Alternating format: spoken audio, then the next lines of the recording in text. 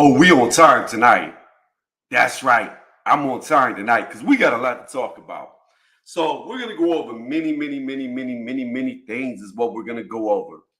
We're gonna go over what these PEDs are that he actually got caught for. Somebody wanted me to do more of a comprehensive breakdown, which I could do in at the time that I made my video about Ryan Garcia being on nandrolone. It's now come out that other substances were found in the system, and we'll go over that. But to me, it's kind of redundant, the two things that he got on, because they're two ways to the same goal. And it's kind of weird that you would take both of them, because you would take one or the other. Because if you, I don't know, we'll get into that later. But anyway, so we're going to go over the drugs. We're going to go over like cheats in boxing and what should happen to cheats in boxing. We're going to go over devinhaney. What is the outcome with devinhaney? Should he get his O back? We're going to go over, most importantly, the bitches of boxing. Yep, that's right. The bitches. The ones on the payroll who suck people off for $1. And they only make content because they're getting paid under the table to protect those fighters, which is something I would never do. Nope.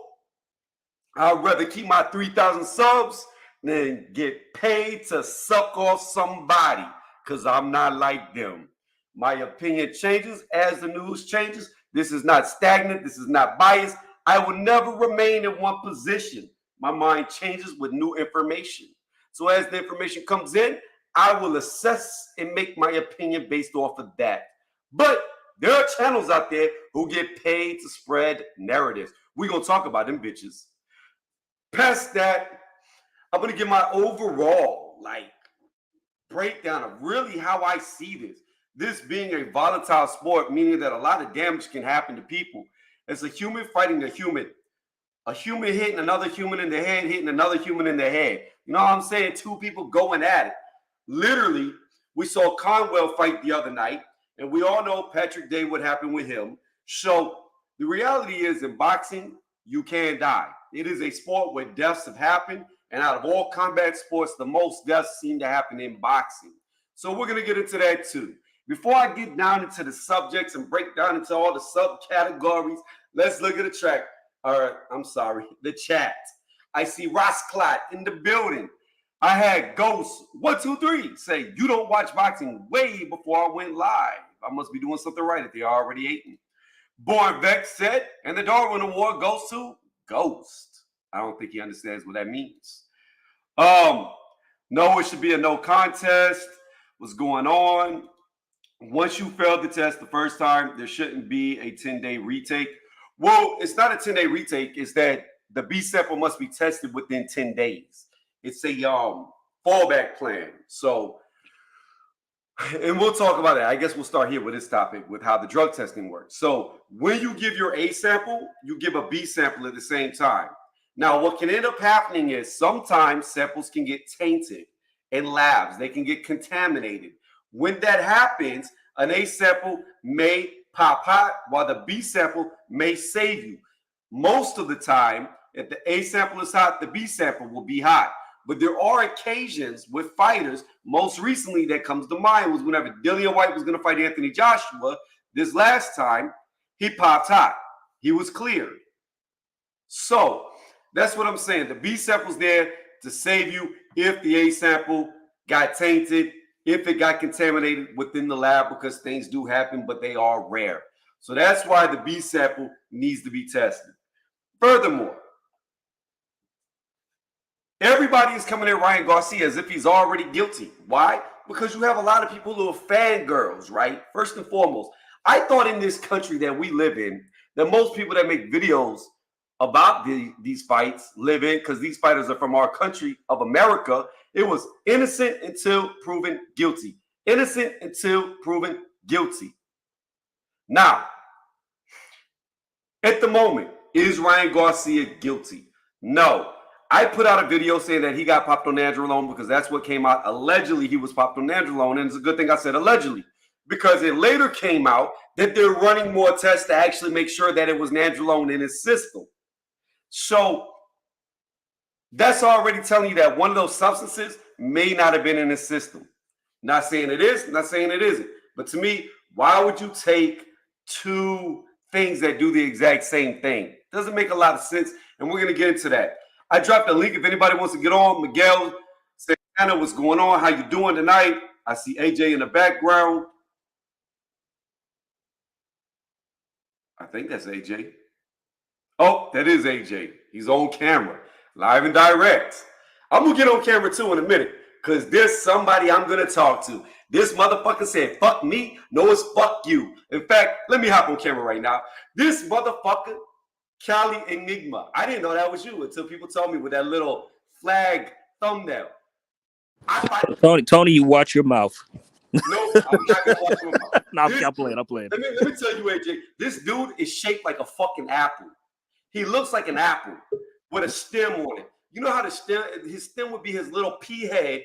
He got these little stubby legs and a big ass round fucking body. Look at you, look at me. You couldn't do shit. Tell me fuck you to my face, eye to eye, when we go to the same fight. And do it with all your little boys around, because you're going to get embarrassed, especially if we do it in my backyard. Who this now? Who this? Come on, fat boy. Come on, fat boy. Pop that shit in my face. Who this? Who you talking about? Who this? Some fat dude. It don't even matter. He knows. Okay. He'll relay back. It's fuck me. Now it's fuck you. Anyways, I digress. Back off the camera. In fact, no, fuck it. We gonna ride this out. We gonna stay on camera tonight because I want you to see, fat boy, you round and probably 300 pounds. I'm Jack Reacher, 252. You gonna see what that look like. Anyway, Jack Reacher. Yeah, best show out there. But anyways, so I wanted to break this down into segments. I wanted to talk about what these drugs were. I don't know how much y'all know about them, but I can break it down because it's kind of my profession. This is what I do for a living. So I was going to speak on the SARMs. I was going to speak on the steroid that he got caught on. But before I get into all of that, I want to say this about drug cheats, how I feel, first and foremost. This has always been my thought process behind drug cheats in boxing.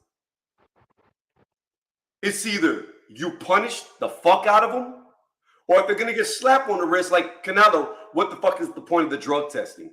There is none. So with that being said, if Ryan Garcia truly cheated and he is guilty, first off and foremost, I don't think it should be a no contest. I think it should be a loss on his record, a disqualification, because it is unfair that now you have a guy who is synthetically enhanced to beat the shit out of another guy who was at a huge disadvantage, has a loss. And all these videos, all these highlights, all these streams of people clowning him, getting fucked up, when in reality, Ryan came there with his veins loaded with a weapon, so to say.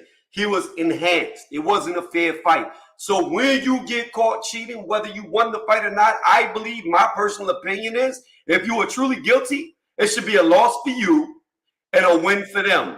Fuck a no contest. It should be a win for them, a loss for you, because you did something illegal. So therefore, why would it go forward? Case in point to this was, if they were in the middle of the ring and one guy elbowed the other guy in the fucking head, he would be disqualified. If one guy was on the canvas and he got hit in the face, it would be a disqualification. And we could go on and on. If I pick you up and slam you in a boxing ring, I'm disqualified. I feel the same way about drug cheats. If you enter that ring cheating on PEDs, it should be an automatic loss. Period. I don't care how you win. I don't care if you sleep somebody. You cheated. You deserve the L. Period. How do y'all feel about that? I agree. Because it's not. I mean, because when it comes to PEDs in general, my thought, I mean, just my opinion on it is like, yeah, it's dangerous. You could say, I mean, it's not enough that the sport of boxing is a very dangerous sport in and of itself without PEDs, but with PEDs, it's so much more serious because you could actually put permanent. I mean, because he could have really hurt Devin. Now, in hindsight, if he's guilty, in hindsight, if he was juicing or popping or whatever, then it makes more sense to why he did how he did what he did to him, and it just makes it even more just sickening and tragic. In hindsight, just seeing the beating that he put on Devin, because he beat him up, man. I mean, that was he fucked him up real bad. So I mean, I'm with you. It should be an L. Forget a no contest. It should be reversed. And honestly, there should be some kind of fine or penalty afterwards for I mean, not only a ban, but maybe a deduction from the purse. I mean, if they hadn't gotten paid already, or I'm gonna tell you what it should be too. To add to that, and then Jay Rules, you can hop in on it. I agree with you. There should be a fine, and if the rumors are true, which I don't know if they are, if Devinhaney really got his jaw broke in that fight, do to somebody who cheated, I think the fighter that cheated should be legally obligated to pay all their fucking hospital bills. 100%. 100%. Yeah. Like, point blank, period. He should be paying for all fucking damages, period. And I don't care. It should not just go into like the hospital bills. It should go into lost wages where you can't train because you bringing your job. You should hit these motherfuckers so hard in their pocket that they'll never want to do it again if you even allow them to fight again. Because I feel like this. I don't like 6-month bans, 1-year bans. Because these fighters, they wait 6 months to a year before they fight anyway. So really, they don't even get in trouble. Number 2 is the penalties are so small that they don't care if they get caught. So there's no real repercussion. Okay, I sit out for a little bit. I'll pay a little bit of fine, but I done made $50 million. Okay, I got to pay you $1 million. I made $49 million now. You know what I mean? Like, yeah. I feel like this. It should be one way or the other. If you get caught, I'll say this. Let me add this. You could take some shit that you didn't know was on the list, right? And they'll be able to tell if it's something that you took, say, from a pre-workout, or you ate some type of food that was laced with something that you didn't know about, okay? If the dosage is so small that you could tell somebody didn't intentionally do it, okay, they should get a ban. But if it is obvious that these people are cheating, it should be a one-time, you're done. You're out the fucking sport. You're banned for life. That's what it should be, in my opinion. If you get caught blatantly cheating, it's over. You're done. Walk away. We don't need you. If it's not going to be that way, then why the fuck do we test them? J. Rose, how you feel? Yeah, they definitely have to get more strict, and because it's happening so often that they're gonna have to really put their foot down. I just I don't think Ryan would do that with all the eyes on him, you know, especially all the trolling he was doing. He knew the world was watching, so it's like if he was gonna cheat, seems like it would be for I don't want to say a lesser fight, but certainly not one where he's talking about drinking alcohol and smoking. It's like now would not be the time to cheat because you know they're going to already be like, well, he's loaded up anyway. So I think it's some funny business going on. I mean, I don't know how long it takes after a fight for results to come in, but the fight was on the 20th and it's just now coming out. I'm like, does it really take that long to get the results? Is this normal? Yeah. Is it normal? I don't know. That Eddie Hearn, I seen an interview with Eddie Hearn, and he said it's normal to take this long. My thing is this, and I'm not going to put on my tinfoil hat, but I'm going to say this. This is what I don't like about the shit taking this long, right? Let's say you're 100% clean, right? And they say you pop tie. And they say it's something like, Ostarine. What he got caught for, right? Let's say Ostarine is what they say you got caught for. Well, that shit's in and out of your system within, it's got a 9-day half-life, right? So shorter than that, but by the 9th day, it's out your system completely, okay? So that means they waited all 9 days before they let him know so he couldn't go get independently tested to be like, no, fuck you. I'm going to go get tested now. I mean, I guess they could technically do like a hair sample. A blood sample is not going to show it. Maybe a hair sample, a hair follicle sample might be able to show that you were clean. But my thing is if they push it so far out that it's already left your system, you don't even have a defense to clear yourself. Wow, that's a good point. But anyway, I mean, this is a mess. I mean, what kind of cracked me up about the whole situation, what I find ironic is how De La Hoya is talking mess about Canelo at the press conference, talking about like he's a ped cheat, he pop. It's like, well, your fighter just potentially did, so you need to keep your mouth shut.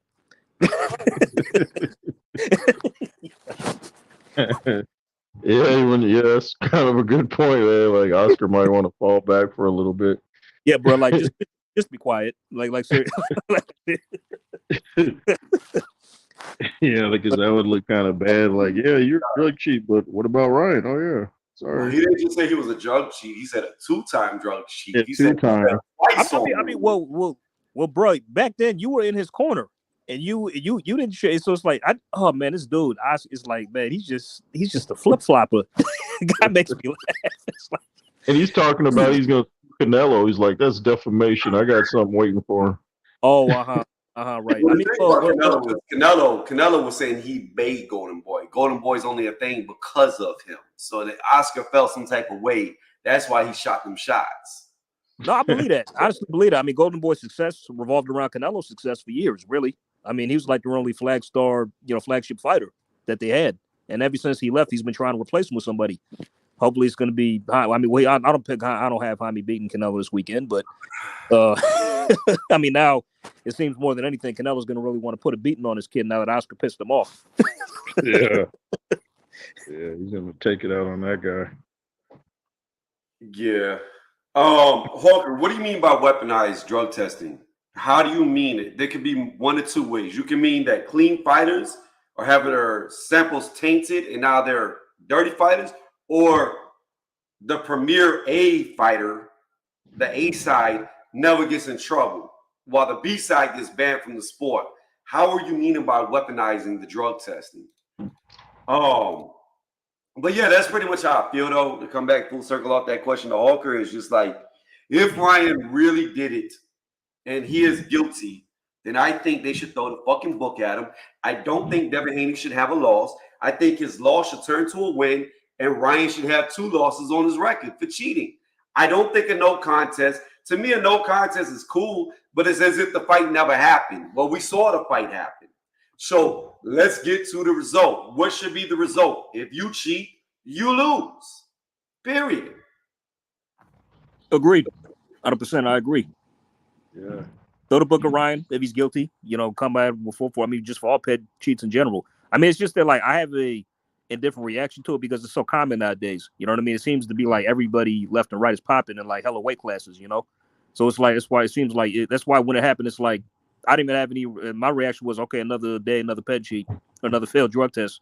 That was my response to it when I first heard about it. Yeah. I mean, if Jarrell Big Baby Miller pops dirty again, he definitely should be out of the sport. I mean, this will be what, the 3rd or 4th time? 3rd time, I think. Yeah, I count. Yeah, at least. I mean, it was twice. I think he popped twice in with kickboxing, then or 4. It was wow, 4 there too. Yeah. He popped twice for kickboxing as well when he was in Glory. I think, or once or twice there. Then he did it. Okay, I know it was once in Glory, then twice.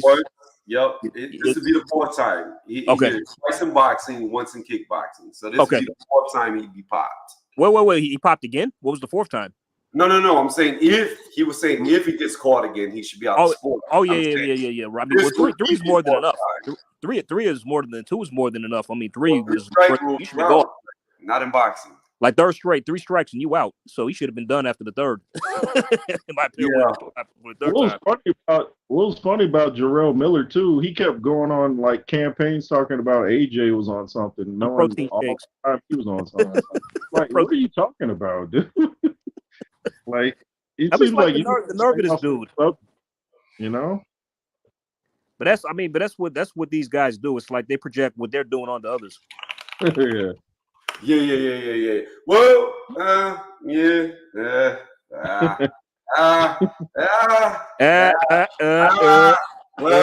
I will say this. Let me say this. I'm gonna say this real fast, right? This is all alleged. I have no proof. I've always said AJ, I never thought he was on anything because he doesn't look that big to me.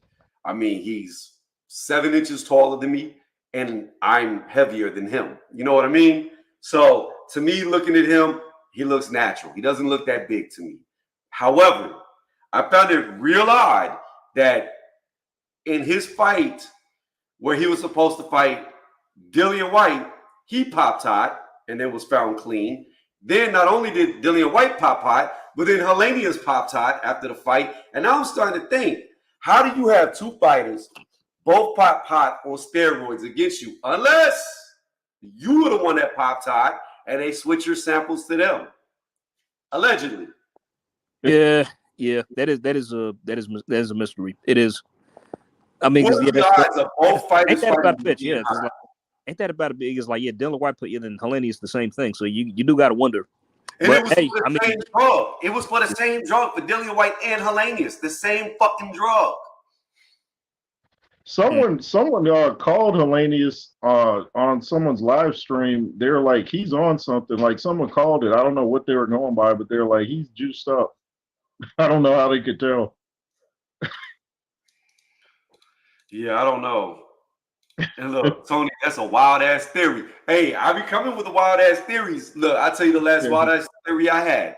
It was that Tim Tszyu was gonna lose to Fundora, and that's what happened. My theory stood true. I looked at history. History repeats itself. I saw this before. All of a sudden, Keith Thurman, bicep injury out of nowhere, 2 weeks before the fight. What do I remember about that? Oh, Earl Spence Jr. out of nowhere, eye injury 2 weeks before the fight. So who did Manny have to fight? Ugas. When Manny got in the ring with Ugas, it looked like Manny was trying to figure him out, and it looked like Ugas had spent too much training for Manny because he knew everything Manny was going to do before he did it. Same thing with the Fundora fight. I said Fundora was going to fight Tim Tszyu in a way that he had never fought before, and it's going to look like he already knew how to fight him. Sure enough, when Tim Tszyu got in the ring with him, it looked like he knew what to do. For the first time we ever seen him fight off the back foot, when Tim was going to make his little moves, Fundora was already adjusting to it. Tim looked like he was trying to figure it out. Fundora looked like he had already studied for the test. I'm just saying. I mean, well, allegedly. Would it be fair? To be fair, Tim was having success in the first 2 rounds until he got cut. I mean, Yeah. I mean, but to Fundora's credit, afterwards he took advantage of that and boxed the way he he should, like he normally doesn't, like just really boxing behind the jab, doing all the jabbing, just keeping distance and targeting the cut. But Tim was having his way with him for the first 2 rounds. I disagree. I disagree. He was great. No, I disagree, and I'm gonna tell you why. And I want you to rewatch the fight, okay? Check this shit out. In the first round, Tim was doing really good at counterpunching. I give you that. He was winning. And the second round, about halfway through the second round, Tim was doing really good. But in that latter half of the second round, Fundora started finding his timing and was tagging Tim left and right before that second bell rang. Now you go into the third round when Tim leaped in and got that cut, right? Fundora had already found a mark and was starting to tag him more and more and more before the fucking cut even happened. Then if you're going to say the cut blinded him, well, how was that? Whenever after he had the cut, his punch output went up even more. So I don't know, my dude. I don't think the cut played as big of a factor as people try to make it out to be. Well, I mean, because his output. You said his output increased after the cut. That's because he was desperate. He was eager to get the knockout, and I kind of maybe threw him off a bit because he at that stage because you was wondering if the fight. I think a lot of people wondered if the fight was even going to be stopped. I think it should have been, to be honest, because that cut was bad. He couldn't see. That was his fault. He should have been at the end of the fourth round. He should have been like, let's go to the scorecards, and he would have won the fight. But he kept fighting, so that's on him. But yeah, I knew he was going to lose. So you could blame it on the cut, or you could just say that Fundora had his number that night. I think Tim beat him in a rematch. I'd like to see it again. I'd like to see him run it back, personally. So I'm going to hit these comments real fast. And I'm not saying that Ryan Garcia didn't cheat. Maybe he did. Maybe he got framed also. The third option is maybe both guys cheated and they only exposed one cheater. Which one? Well, the thing about Devinhaney is it would be very hard for him to get caught cheating because he's got Victor Conte in his corner who's been on record saying that you're dumb if you get caught on a drug test and all you got to do is change one molecule and you can pass the drug test. So I don't even know why Victor Conte is allowed in boxing, period. I'm gonna be. I mean, my thing is this. I understand. You get arrested, you do your time, you paid your debt, but that don't mean I'm gonna fucking put a thief in a store with no cameras. You know what I mean? Like, I'm not gonna put you to where you can make millions of dollars to manipulate, especially a sport where people could die. Like, nah, bro. Let me see. Laughing my ass off without the cut on this head. Your prediction would have been wrong. I can't believe you said Fundora made adjustments. He did. We watched the fight. Watched the second half of the second round and the third round before the cut. He was starting to get hit left and right. Let me get through these real fast.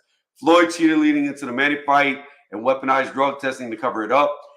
I don't know if he cheated, but he definitely took that the vitamin-enriched IV. So, I mean, technically it's against the rules, but we can't say what he was doing because vitamins mask it. They clog your cell receptors, and you won't be able to tell what the fuck they're on. Let me see. So I think whoever can juice up the most is trying the hardest, is trying the most. Nobody really cares about fighter safety. They just care about their boy winning and money. I see that's the problem. Fighter safety should come first instead of the corruption of the business, of the machine. And again, I will restate, If Ryan cheated, if it comes out that he's 100% guilty and he took the shit, knowing that he took the shit, purposely took the shit to get an edge, ban him from the sport. I got to keep stressing that all night. Ban the motherfucker from the sport. He was rewatching Ross Clark. Tony, you got plenty of predictions wrong. So actually, I haven't got that many wrong. I can count out of the fucking, I don't even know how many predictions I've done on here since I started on YouTube. Over 100.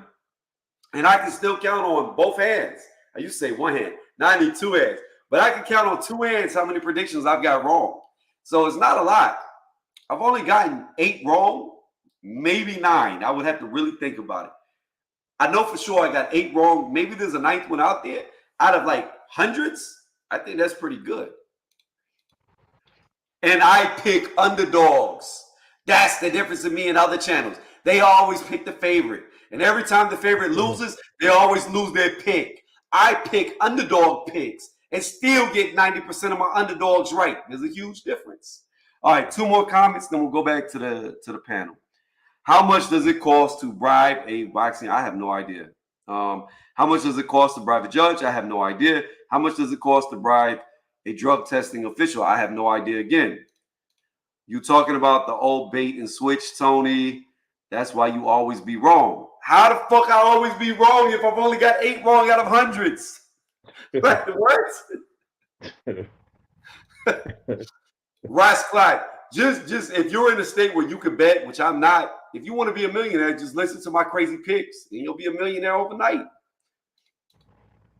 I was one of the only ones that said Ryan was going to win by decision. Yeah, I said that too. I even predicted that he would knock Devin down. I haven't said that. You know, one reason, though, I don't think Ryan cheated, because I found out that they said Ryan was beaten when he would beat Devinhaney in the amateurs. They said Devin would end up injured. So he was like really roughing him up in the amateurs. So it's like, why would you have to, if I know every time I'm hitting you that I'm damaging you, why do I have to get on something to do what I can do naturally, unless he just really wanted to close the show? I don't know. It seems a little funny to me. The thing is just because in the amateurs he was hurting them, you got to look at their career path, right? Devinhaney has by far done way more as far as his resume goes than Ryan has. Ryan also had lost to 10 games being stopped. Whether he was weight drained or not is irrelevant. He still got stopped going into that fight, whereas Devin was still undefeated. Ryan never had a world title. Devin was undisputed and a second division world champion. So, like, the levels that they were at were not the same as when they were on. Actually, Ryan had more accolades in the amateurs than Devin did. So now it's shifted, you know what I mean? To where you may not have that same confidence. So I wouldn't put it past him to cheat. I don't know him personally. I just know that if he did cheat, he needed to be out the sport. That's just how I feel. I don't think the drug cheat should get second chances. I don't think.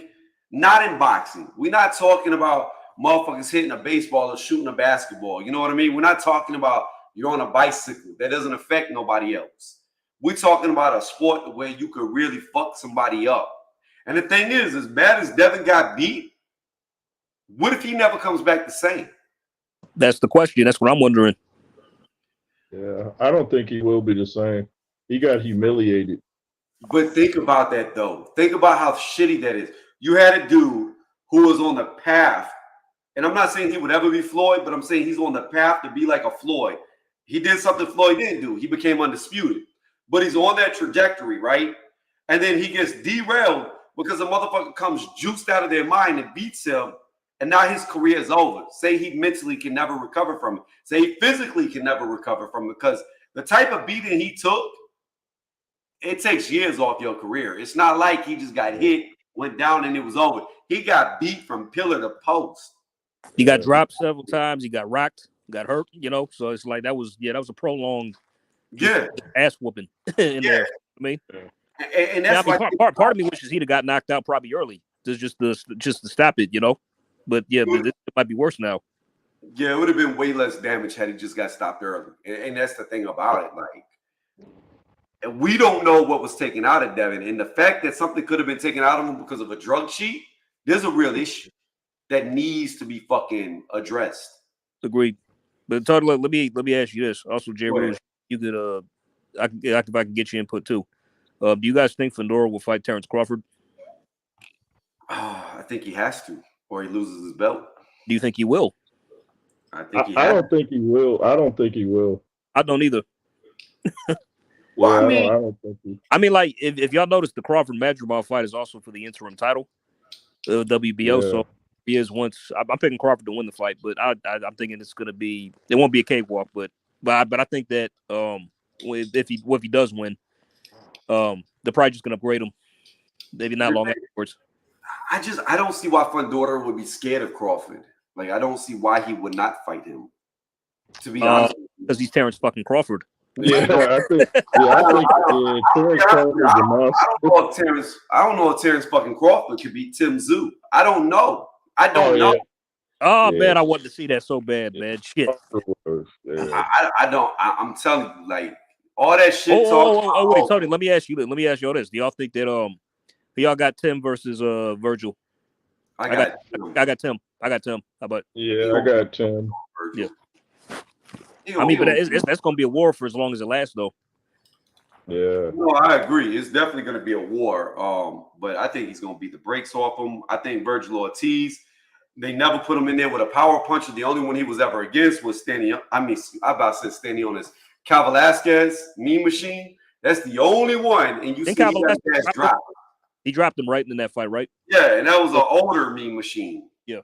Who had already been beat and stopped. So I think there's a reason why Virgil's never been in there with power punchers. And when Tim starts putting that volume on that ass, it's going to be over. I don't think he hits that hard. I really don't think Virgil's that hard of a puncher. I just think they put him in there with cans. Like the Delorme. I mean, come on, man. Really? Like he paid me, Kelvin. He paid me. So let me do this real fast. Selective androgen receptor modules, aka SARMs. What are they? So this is what I want to get into real fast about SARMs, what they do for, why they were created, etc. So basically what SARMs do is they're a little different than anabolic steroids, okay? But they kind of have the same effect. And SARMs actually has less side effects, but they're not as strong or potent as anabolic steroids. So what SARMs does is they affect your androgen cell receptors, okay? Now, what they initially were created for was for two things. One was for cancer patients and HIV patients. And the main thing that both those suffer from is called muscle wasting syndrome. And that's where it doesn't matter how much you eat, your muscle goes catabolic, so it eats itself away. And you start to shrink down to nothing. And that's like one of the worst effects of having full-blown AIDS or certain types of cancer is the muscle wasting syndrome, okay? So that's why SARMs was created to combat it. It's effective against it. The difference in SARMs and steroids is a lot of SARMs you can buy over the counter in certain places. Like you could go to fucking your local, not like a GNC, but like places like a Max Muscle or like a mom and pop type vitamin store and buy SARMs. They're not illegal. You can buy them. Some are regulated, but most of them aren't. As far as Ryan Garcia, the thing about that I don't understand where Ryan is, right? The SARM that he got caught on was Ostrin. Okay. Ostrin is pretty much the same thing as nandrolone. They're very similar in what they're used for. They're very similar in what they cause. It perplexes me if you are going to do, say, a stack, which means more than one type of PED, why you would do two light types. It doesn't make a lot of sense. You know what I mean? Yeah. You would want to do things that affect different cell receptors because both Ostrin and nandrolone are androgens. You wouldn't want to take two androgens together. You wouldn't want to take an androgen and an anabolic because they affect you differently. The anabolic is more skeletal muscle. Androgen is more your hormone, your male hormones, right? Now, the big thing with SARMs versus steroids, and I'm going to say this real fast, why SARMs has become more medically popular because of the side effects is steroids can lead to prostate cancer. That's one of the biggest things that it can lead to. I mean, of course, your heart gets bigger. You could have, you know, all types of problems with your heart being too strong, pumping too much blood, valves busting, etc. Arteries exploding, cardiac arrest. All that can happen because the heart gets too strong for the body. But the main thing is you don't get prostate cancer from SARMs because it's just different how it interacts with the body and how it synthesizes it. But again, I would say this. Both of them are very similar. I brought this up before. Ostrin is going to be used for putting on lean muscle, which looking at Ryan Garcia's physique, it doesn't even really match somebody on nandrolone or Ostrin because he looked fat. He looked chubby. He looked like he retained a lot of water. And normally those two drugs do the opposite of that. They make you lean. They make you be able to put it up. Now, where it really benefits you the most in boxing, both of those is, again, I come back to the muscle wasting syndrome. With that syndrome, what ends up happening is the muscle goes catabolic. In other words, it eats itself. Now, when you try to cut weight like you do in boxing, you don't just lose fat, you lose muscle whenever you cut a bunch of weight. So those drugs actually keep you from losing the muscle. It keeps the muscle from going catabolic. So as you're losing weight, you're only losing fat, stored energy. You're not losing the actual muscle mass. So it keeps you strong on the cut.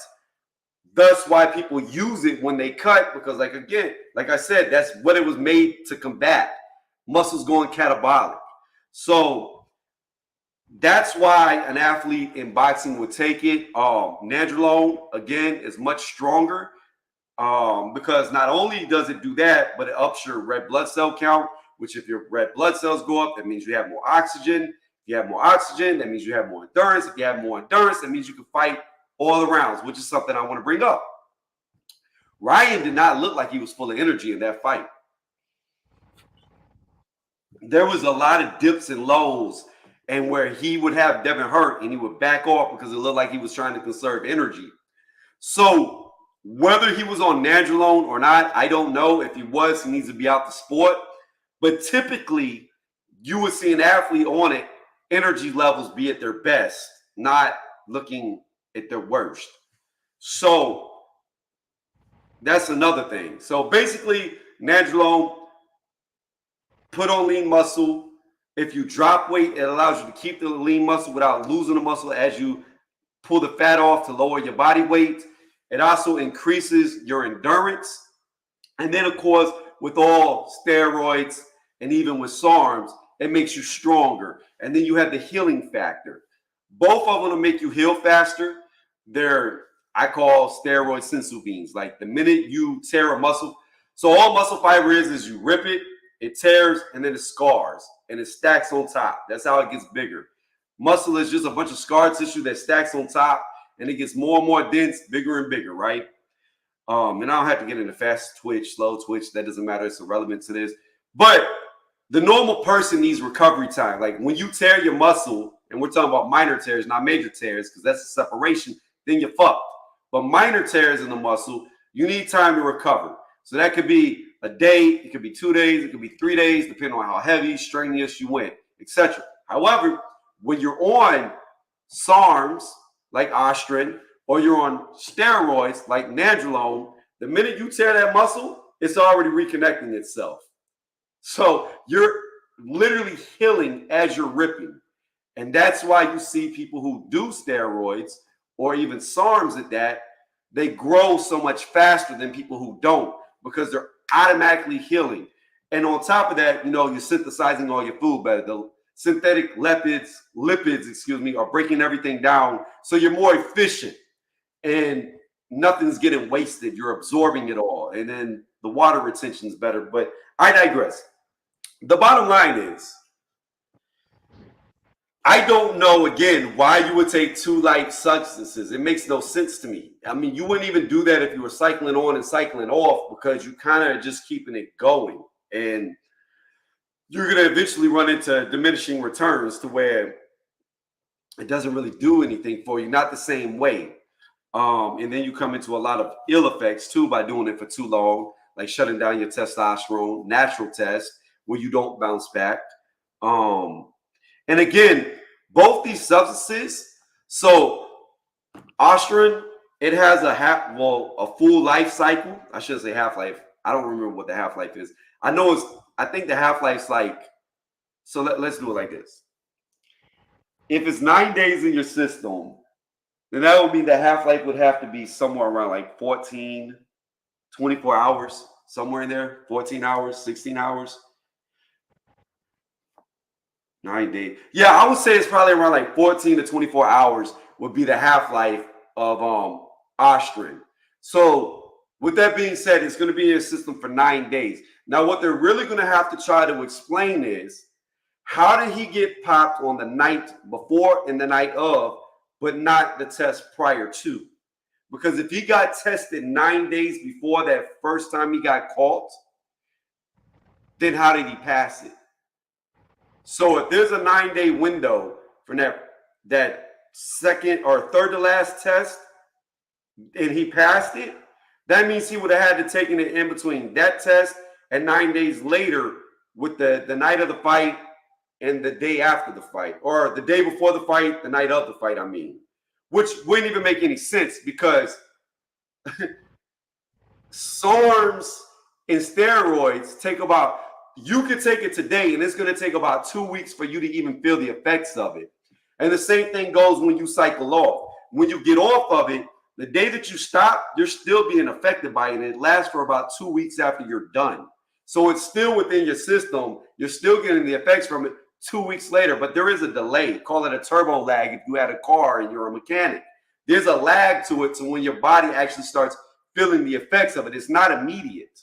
So if he did take this shit, he's the dumbest person when it comes to PEDs ever, because you just fucked yourself. You just cheated yourself, gave yourself a loss with a substance that didn't even help you because you took it the day before the fight and the night of the fight. So now you got no fucking benefits from it, and now you're going to get, hopefully, if you did do it, kicked out of the sport because you thought it would give you an advantage, and Haney gets his win back, or his own back. Well, Tony, I mean, like, was this guy really ever the brightest to begin with? I mean, we're talking about a guy who's posting videos of himself making out with a boxing glove. So Wow. what does that tell you? Wow, I didn't even know that. Yeah, I saw that shit was cringe. Just like, what the fuck is this dude doing? Did he just spill a bag of Oscar's Coke? Like, what's going on here?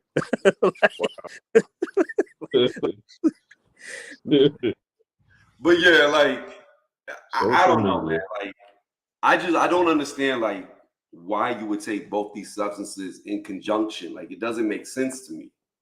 Like, if he was on nandrolone, I don't even know that much about SARMs, to be honest with you. That's not really my field. Like, but like, to give a comparison, let's use Ostrin, right? Because it's pretty much like nandrolone, just strong, not as potent. If you were to use the Ostrin, that would be like you would want to do with something with like Deca. So Decaball. You would want to do it with something like Anabar. You know what I mean? So you're getting a anabolic and androgen effect. They're stacking together, but taking two of the same things is kind of stupid. But he was making out with a glove, so he is probably pretty stupid. But anyways, I digress. I'm gonna go full circle to where I began. If he really did this shit, then he deserves to be kicked out of the sport, and Haney does not deserve a loss. You know what I find funny? When Deontay Wilder's brother got caught for steroids, they asked Deontay what should happen about fighters. He's like, they should be banned from boxing. I was like, did you forget your brother got caught? Like, I mean, but from what I understand, he and his brother aren't the best of friends, though. So Who's that? Who'd you say? Deontay Wilder's brother. Oh yeah, didn't Wilder allegedly smash his brother's wife? Something like I was like, wow. Yeah, rumors. Yeah. That shit wild. If he did that, man, that's pretty low. Yeah, that's real low. That's wild. You ain't my Coming brother. back from that. Shit like that. Yeah, that's wow. All them dudes playing like Jarrell Miller's talking about he was with Deontay's chick. They like they Yeah, they yeah. they should chill with all that, man. That's kind of that stuff can get you shot. Oh yeah, definitely. Let me so Kelvin said April 3rd was the last test was administered, which was negative before April 19th and April 20th. So that would put you outside the 9 days window because 9 days would be the 12th. So he's not covered then by that. So that means he would have had it done it after.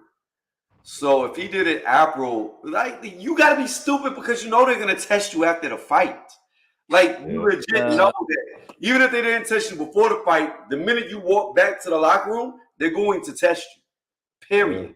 You got to be a fucking moron, and he might be a fucking moron. Either that, he just didn't give a shit. I mean, I guess. I mean, if you think that, I mean, either he's one like you said, he's a complete either one, he's a complete dumbass, or two, you just don't give a shit and you think you're above authority. Yeah. I mean, you probably think like, oh, Canelo got away with the shit, maybe I can get away with it too. I mean, get away with it. I mean, he suffered minimal consequences because the sport, he's the face of the sport, so he really didn't really suffer much. Yeah. So I want to say this. What was that, Tony? You held up, man. What was that? You held up? What was it? Yeah, I was gonna say two things. I said one with Canelo steaks. Two, if this is true what Kelvin wrote, he was tested on the 3rd, and then the next time he was tested was on the 19th, the day before, he would have had the full effects because that's more than 14 days. So let's say he took it on the 4th. Then by the 18th, he would have been feeling full effects of them drugs. So coming into that fight, he would have definitely been at the peak of it.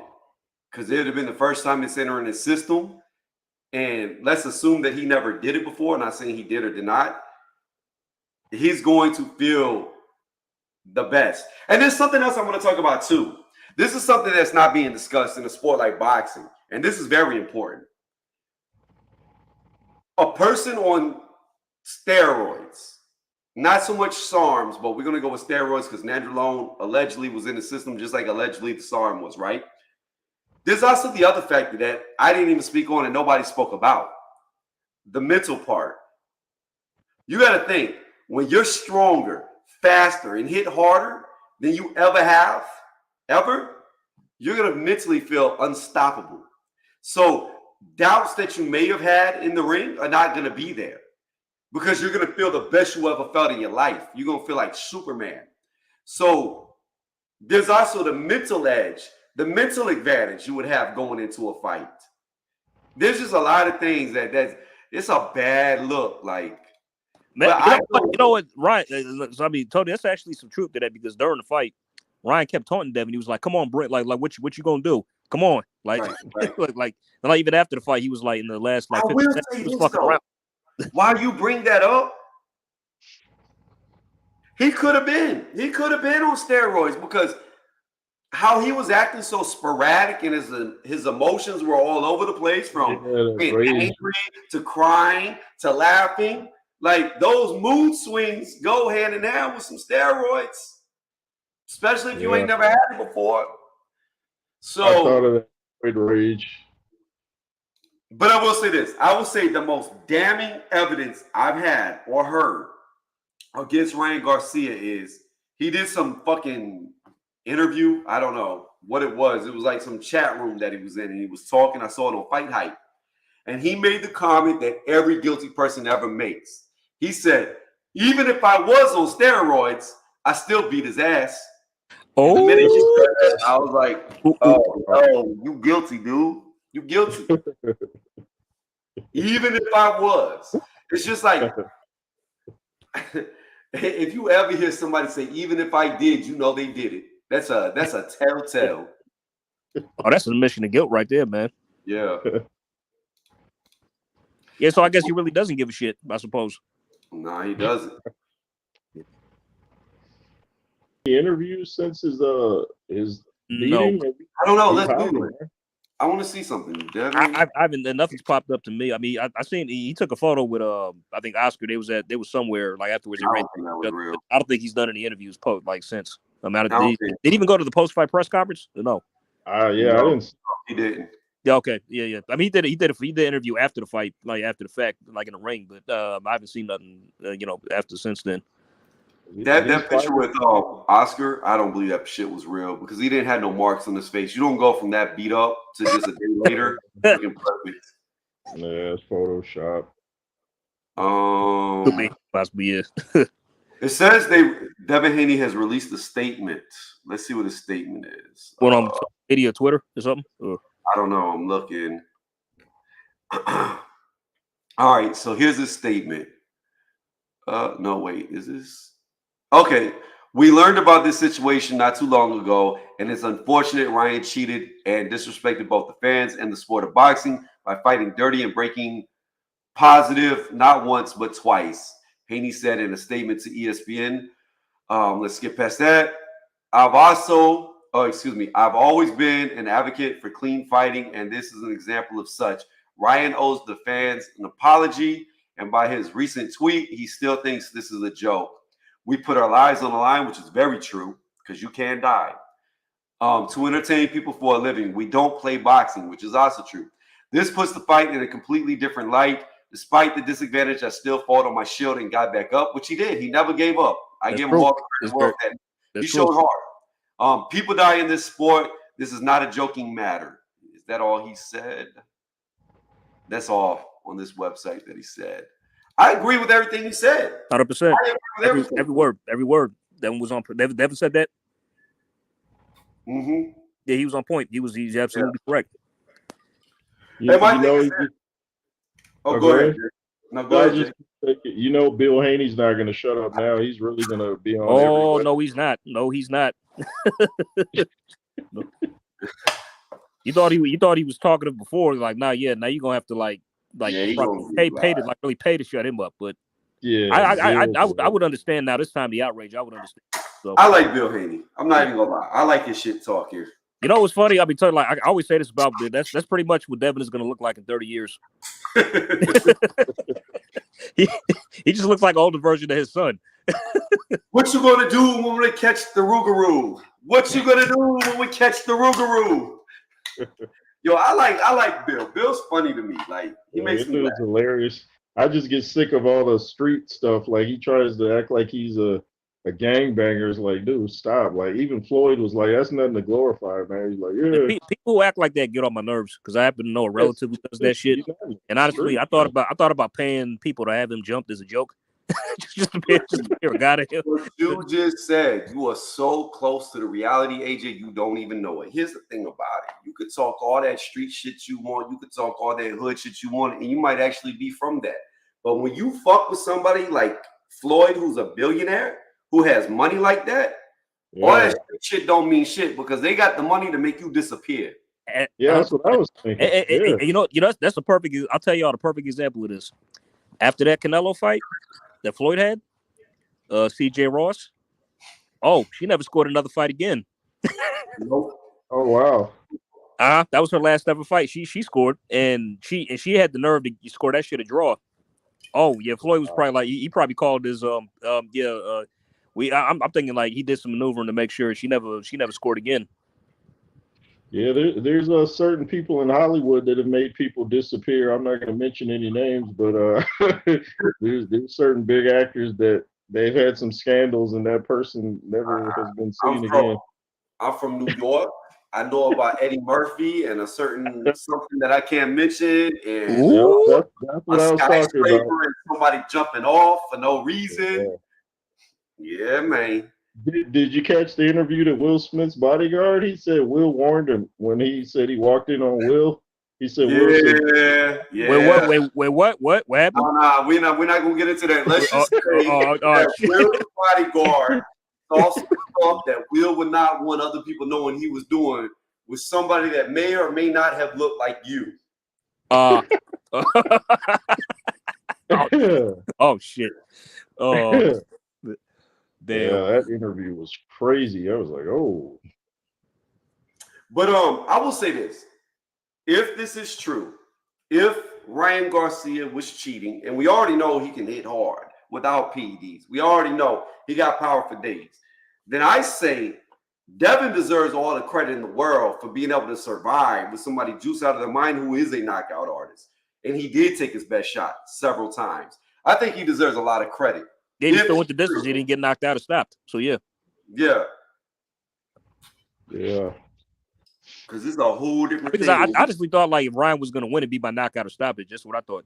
I thought the points win would come from Devin if like, just to split it, just to, calculate who's going to win the fight on what way. So. No, how I saw it going was Devin would get dropped, he would get hurt, and he does what he always does. He's going to hold on. He's going to get very negative. Try to survive. Because of that, he wouldn't be able to win on the scorecards. Got it. But I didn't think Ryan could stop him. The thing that's so bad. You did it? You did. Oh, my bad. Go ahead. No, I was going to say the thing that's so bad for Devin Haney is if he keeps moving up in weight, he doesn't have the power to keep these. That's exactly what I was saying. I mean, because like if he goes to welterweight now, it's like the guys are even bigger up there. So it's like, what you gonna do? You know what I mean? So it's like, I mean, like he's kind of between a rock and a hard place. If I'm being honest, because like he doesn't have the power to keep guys off him, and now it appears that he can't. Even though he did fight a guy who could punch, but it's like. Well, here's the thing about it. Okay, there's only one Floyd Mayweather Jr. 5 weight classes. There's only one Manny Pacquiao. 8 weight classes. There's only one Roy Jones Jr. And I could go on. James Toney. I can name throwback fighters. There's only so many that could go up multiple divisions. It's rare. Look at Lomachenko. When Lomachenko first started, he was the Matrix. He went up to his 2nd weight class. He was still the Matrix. He went up to 135, his 3rd weight class, and he started looking more regular. He started looking touchable. If he was to go up another one at 140, he wouldn't even win a fight against. I mean, what Tony like the thing about Loma is he said that he's not a natural lightweight, but he's up there fighting guys. Because I think he said the Luke Campbell fight was his toughest fight to date when he had that fight.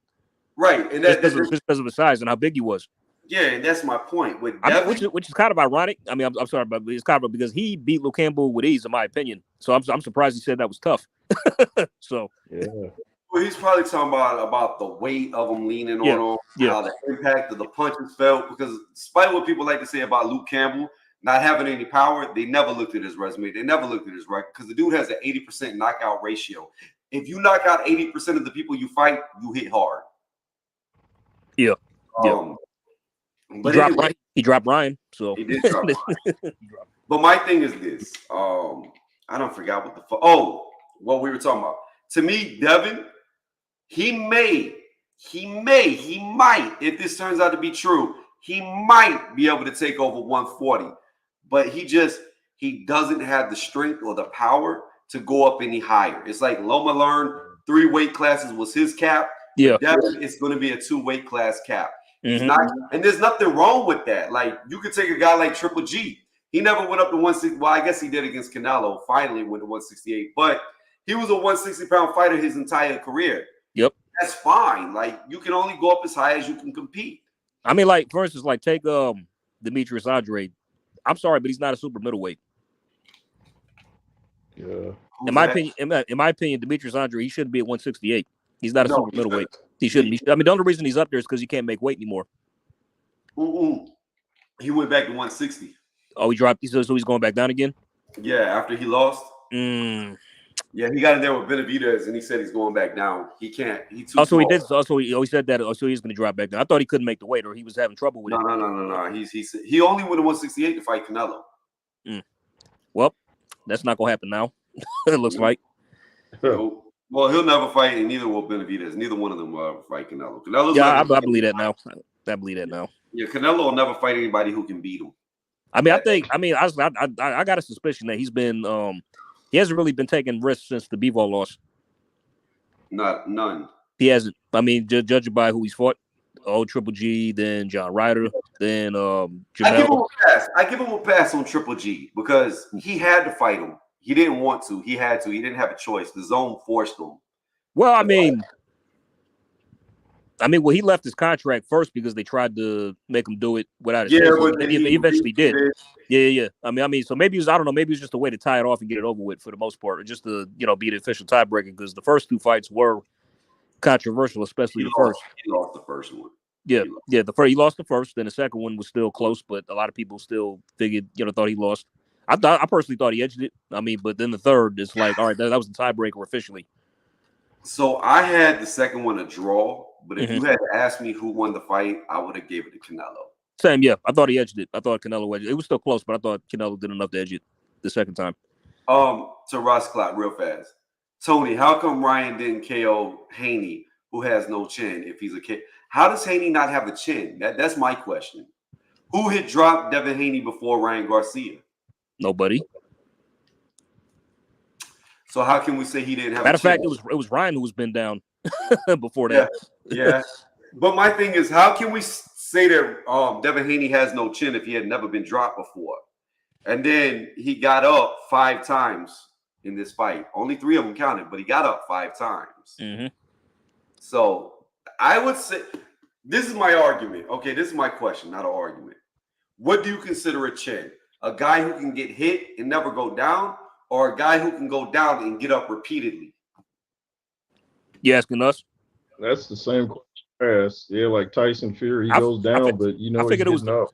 I figured it was the first. I figured, like, okay, you have a chin if you get hit and don't go down, but then, like, if you get dropped and keep getting up, then you have good punch resistance. I mean, because I'm just trying to. Are they like one in this? Because I had to look at, like, they one and the same, but they 2 different things, pretty much. Yeah, I think Tyson Fury with him, I think it's his will. I don't know if his chin's the best. He has great powers of recovery. Tyson Fury does. Yeah. In my opinion, like, he'll get dropped, but but he's not hurt when he gets down, so he can get up quickly and just, he won't show signs. So he has great recovery powers. Definitely. Every time Fury gets knocked down, he kind of looks around like, okay, we've been here before, get back up. Well, I mean, what was when he got dropped by Wilder. It's like in the third fight, when he put him down twice, he was looking like whether he wanted to get up or not or continue. I'm like, bro, you gonna get up and finish or not? Because he was wondering, like, should I just stay down? Fuck it, man. I shouldn't even bother, but okay, I'll get up. Deontay Wilder has the weirdest punching power I've ever seen of anybody. Like, this dude will knock somebody out and it'll look devastating, but 12 seconds later, the people are up talking like nothing happened to them. Like, they have no damage. It's the weirdest shit I've ever seen. Like, when AJ knocks people out, they look fucked up, even after the knockout. When Wilder does it, they look fucked up when they go down, but then they get up and they're talking to you like they weren't even in a fight. Well, that's just proof who's the more devastating puncher, I guess. AJ hits harder, and his shots are more devastating power or more lasting effects than Wilder's power, I should say. We should ask. Say again? Who y'all got in the Zhang fight? I got Zhang. I got Zhang, too. I want Wilder, but I don't see him beating Zhang. But I want Wilder. Even though Wilder's more athletic and both guys could do things there, but Zhang's got way better fundamentals. I think, honestly, he hits harder than Wilder. I really do. I believe he does, too. Yeah. Say again? No, I would say he definitely hits harder than Wilder. Yeah. I mean, but he's gonna have to take him out early. I mean, because or just maybe pace himself to just, But I got Zhang I got Zhang stopping him. I think I'll stop Wilder. The thing about Zhang is he's very easy to hit. So he's at the start of the fight, he's gonna be standing in front of Wilder for that right hand. Yeah, I don't like his defense. I want Deontay Wilder to win so bad because he's from here, and I would rather see him win just because he's from America. But I just so he can get the AJ fight. I would love to see that fight, but at this point, I don't think Wilder could beat him. Like, I don't either. I never did. They're talking about Wilder fighting Jared Anderson August 3rd. Oh, yeah, on a Saudi card. Yeah. If he beats Zhang, that's if he beats Zhang. I don't like that fight. I don't like that fight because to me it's set up to be a passing of the torch. Yeah. Is that a bad thing? I mean, it's not a bad thing, but his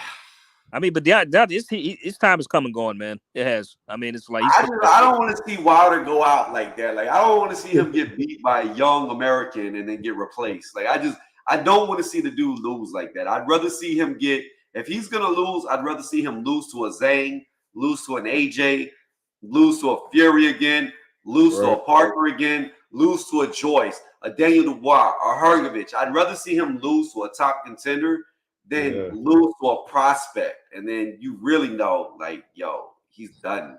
Well, after Jared Anderson's last fight, I'm not looking to I'm not really Lord Jesus. Look bad against Charles Martin. Yeah, I mean that's the fight that really, honestly, I think that sowed seeds of doubt in his mind. Because after that fight, all the the weird talk started. Like, oh, I'm gonna, just he his energy got real shifty after that fight, and that was an old Charles Barton. You guys noticed Deontay cut his dreads off? He's trying to like reinvent himself, I guess. Yeah, I saw that. Yeah, the press conference. Yeah. Hope he reinvented his mind. Speaking of that press conference, did y'all see the promo video for the 5v5? Oh yeah, no. that was. No, yeah. I hadn't seen it. I hadn't watched it yet. You haven't seen it? No. Yeah, that was nice. Oh my goodness, AJ. Fuck the fight card. I want to see the movie. Yeah. Damn, man. These sides be doing these promos, man. They really do. Yo, all the other promos ain't got shit on this promo. This promo. I'm looking it up right now. I'm gonna find it. I'm looking it up. Is it? That was the best, man. Is it on the Matchroom YouTube channel? Or yeah, it's there. Yeah, it should be on Matchroom and Queensberry. Let me see. I started saying Eddie Hearn should be the next James Bond after that. So it looked like an Ocean's 11 how they set it up. Like that shit was so fucking clean. Yeah, I liked it. Who was Nick? Nick was what, the butcher? Yeah. I thought everybody did a good acting job too. I was like, everybody did. That's what I'm saying. Like, fuck the fight. Like, they need to turn this shit into some type of spin-off movie. Like, cast these boxers, let them do the movie, and we can enjoy it. Tony Pigman, he's the underdog. Are you? I don't think Munguia's that good. I'm gonna be honest with you. So no, right? So you ain't picking him then? Nah, I ain't picking him. Nah. I mean, I think honestly he's telling Bay for Canelo. He's just gonna make too many mistakes. Canelo's gonna capitalize on in there, and now he has further incentive to what Munguia's asked due to De La Hoya's antics. Yeah. So and he's mad. That's not good either. So he's gonna go in there wanting to prove a point and make an example of this guy. Every time you make Canelo mad, he does really good. Yeah. I mean, Look what Caleb did, and it didn't go well for him. He got stopped.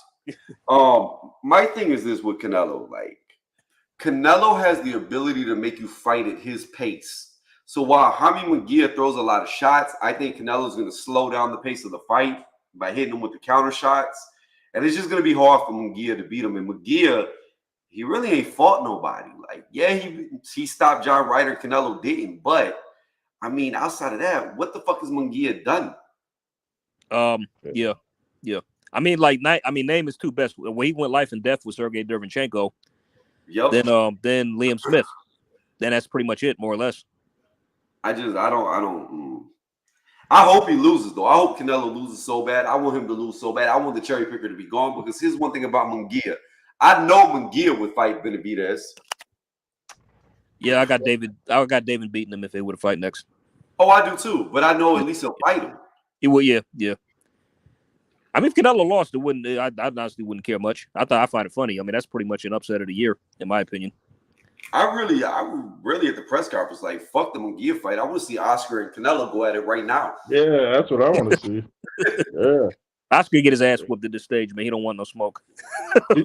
Oscar put on a lot of weight. Like, that dude look like he at least 200 pounds. But he ain't in fighting shape, though. I mean. hey, in a street fight, you ain't got to be in fighting shape whenever that knuckle touch that chin. He said he had his fist balled, too. He said he had his fist clenched at the press conference. Oh, please, man. Man, Oscar will beat your ass, sniff a line of coke off your back while you're knocked out, and wear fishnets at the same time. Like, don't play with a dude who wears fishnets. That dude's unstable. It's unsafe. Wow. Yo, he said Bum Vides. Benavidez will beat the shit out of Canelo. Oh, yeah. Yeah, he retired Canelo.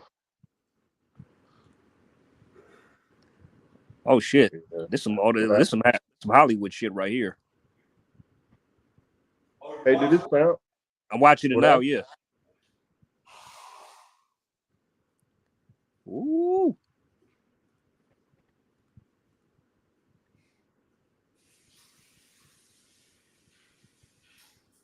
Oh shit, Deontay Wilder the battle.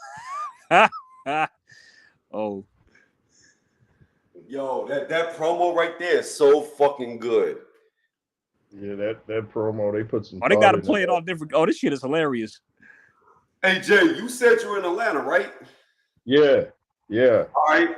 Next big fight that comes up, we got to link up. We got to go to the Oh, no fight. doubt. Oh The yeah, next man, big that'd one. be big, man. Yeah, that would be cool. I'd enjoy that. And then we can see how much these people on YouTube actually talk in real life.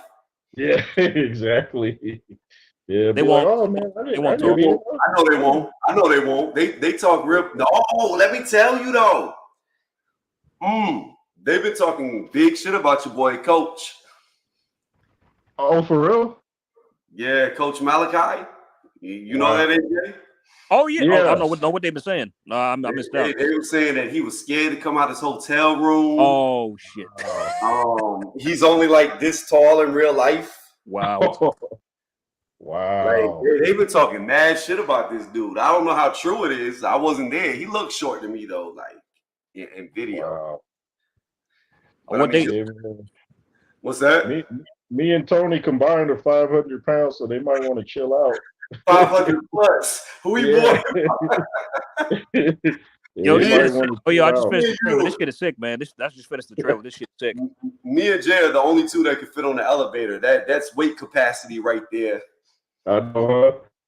Wow, I didn't even thought of it like that. Yeah, wow. I guess the stairs, huh? Wow. Yeah, man. But you said you 6'3", right? You taller than me.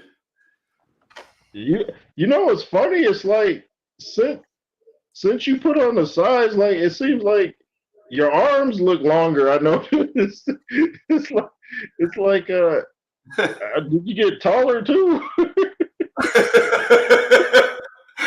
We done grown. Like Dennis Rodman, I hit that late growth spurt. I was like, when you held out your arm, I was like, wow. I was still the same. I've always had my arms are long, like fingertip me to too. fingertip. I'm 6'4". Yeah, That's what she said. That's 76 inches right there. That's what she said. That's what she said. Well, goddamn. Nobody else can have her if it's like that. Like you got that. That's ruined. But yeah, like long arms too. That's what took me so long to put on size because it's like my metabolism was like, dude, it was burning everything. But I told you, speaking of movie trailers, movies in general. Yo, AJ, hold on, pause. You'll like this comment. This is a comment for you. Ross Clark said, "How come Bumavides? It's hard to say that. Bumavides didn't stop that black dude. What's his name? Caleb Plant? Question mark." Ah! You know what? That's why I always say like I always use him as a joke. To why people say Canelo hasn't fought black fighters. I'm like, that's not true. He fought Caleb Plant, so that should count for something.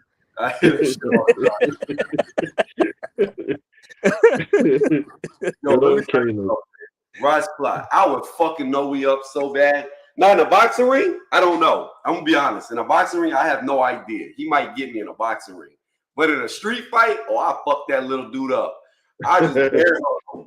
Come here. And then pick him up. It's hard though, like people don't understand. You could be as big and as strong as you want to be, but in a boxing ring, it's different. You can't use your weight and your strength the same way. I've seen several videos of like bodybuilders challenging boxers, and they get schooled and knocked the fuck out by these guys. Literally, they always the pattern goes. They always good. They get going, but then they get tired and get exhausted. The dude's still fresh. Jab, jab, jab. But then they lay him the fuck out. Yeah, it's been a long time since I've been in a boxing ring too. Ooh, I knew it might be like a surgical thing. It might be a long, drawn out death by 1,000 pillows. You know what I mean? Like eventually, like at first it's gonna look like, oh, this little dude ain't doing shit to this big dude. And then eventually you're just gonna start seeing the mountain start to crumble a little more and more. Yeah. I tell you what though, I put money on it. If I can hit his little ass, I think it'd be over very quickly. I think he about to fuck up Luis Neri though. What do y'all think? I think, oh yeah, he definitely gonna beat Neri. Yeah, wow. He gonna whoop his ass. And all of Japan is gonna celebrate because that's what they want. That's what they want to happen. Because it's funny how the ban was lifted all of a sudden. Because I think all of Japan wants to know to smash this, to destroy this dude. They do. All right, lift the ban. Have him come over here. We'll have a no-eat whoop his ass. That's cool. This should be a good year for boxing right here. It's like taking right where 2023 left off. This should be a pretty good year. Mm-hmm. This next 2 months is gonna be lit, man. Yeah. Oh yeah, the what Fury Usyk this month? Like wow. It's in a couple weeks. And that's gonna be when Fury beats the shit out of Usyk and all these people cry. Do we have an ongoing bet for that, Tony, or no? Remind me. I don't know what you want the bet to be. Is it like the 18th or something? You want to do cash this time or no? Is it the 18th? The fight happens. Yeah, it's the 18th. Yeah. I mean, we could cash app it. What you want to put on it? Let's keep it low. Let's do 25. All right, we'll do 25 because that works. Yes, sir. I just had a bet. 25 and a side of a box of fish sticks. I have to do curbside pickup for the fish sticks for you. I like to keep my bets small nowadays because I keep losing the shit. All right, let me see. Hold up. This is my bet account for YouTube. I'm $100 plus right now. Nice. You got $100 flush. Yeah, from. Could you leave your Cash App handle in the YouTube in the chat, the private chat? Yeah, you see, you'll never guess what it is. What it is. I got Usyk, but I wouldn't be surprised either way. It's like I'm not dead set on Usyk, but I got Usyk. Oh, nice. That's what's up. Oh, yeah, that's like I said, you would never guess it. Like that. That's simple. Yeah, that's simple enough. But me and Doug right side, we got into a little argument, a little debate about how he didn't owe me money, and I'm like, you do owe me. And he was like, but you canceled the bet. I did cancel the bet, and I like Doug. Doug was the first one that came over here and gave me a super chat. He's the first person to give me a super chat on my live, right? But my thing was this. Whenever Ryan Garcia missed weight, I was like, dude, let's cancel the bet. He didn't make weight, right? And instead of him keeping it that, Doug went over to a panel and he talked shit about how I don't stand on my word. I don't believe what I really say. And he just kept going on and on. So he talked himself back into the fucking bet. So I sent him an email, and I don't see how this could be misconstrued because he came over here. I'll read it to you. Just hold on 1 second, all right? Where is it? Did I delete it? It's right here. So here's the messages between me and him, right? I'm gonna read it to you, AJ. And J. Rose, you can chime in too. Tell me if there's any mistranslation in this, right? So this is after he had talked shit. I emailed him. I said, because I said let's cancel it on channel. I said, I left a message on your channel that I have deleted. Do you want to keep the bet going or not? I accept it. So if Ryan loses due to not training, it is what it is. However, if Devin loses, are you going to claim an unfair advantage for Ryan? He said, bet is on if you want it.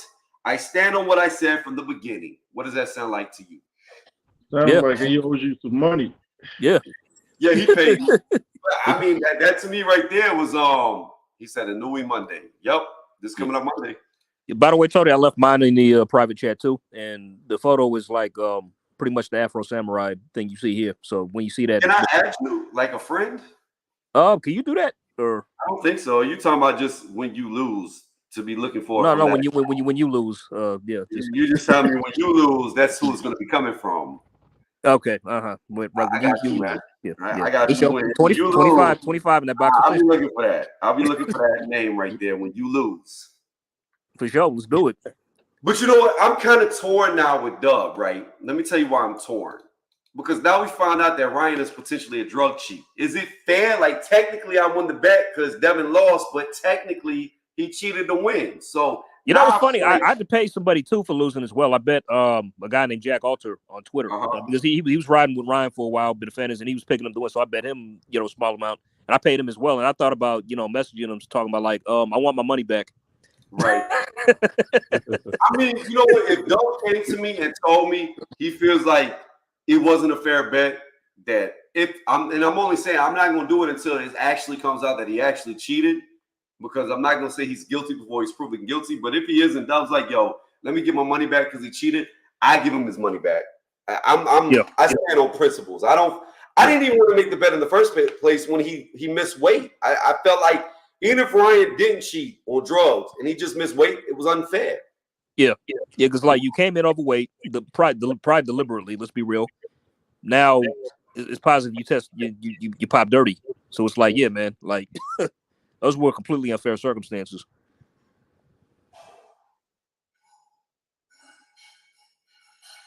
Jay Roos, feel free to chime in, man. What you think?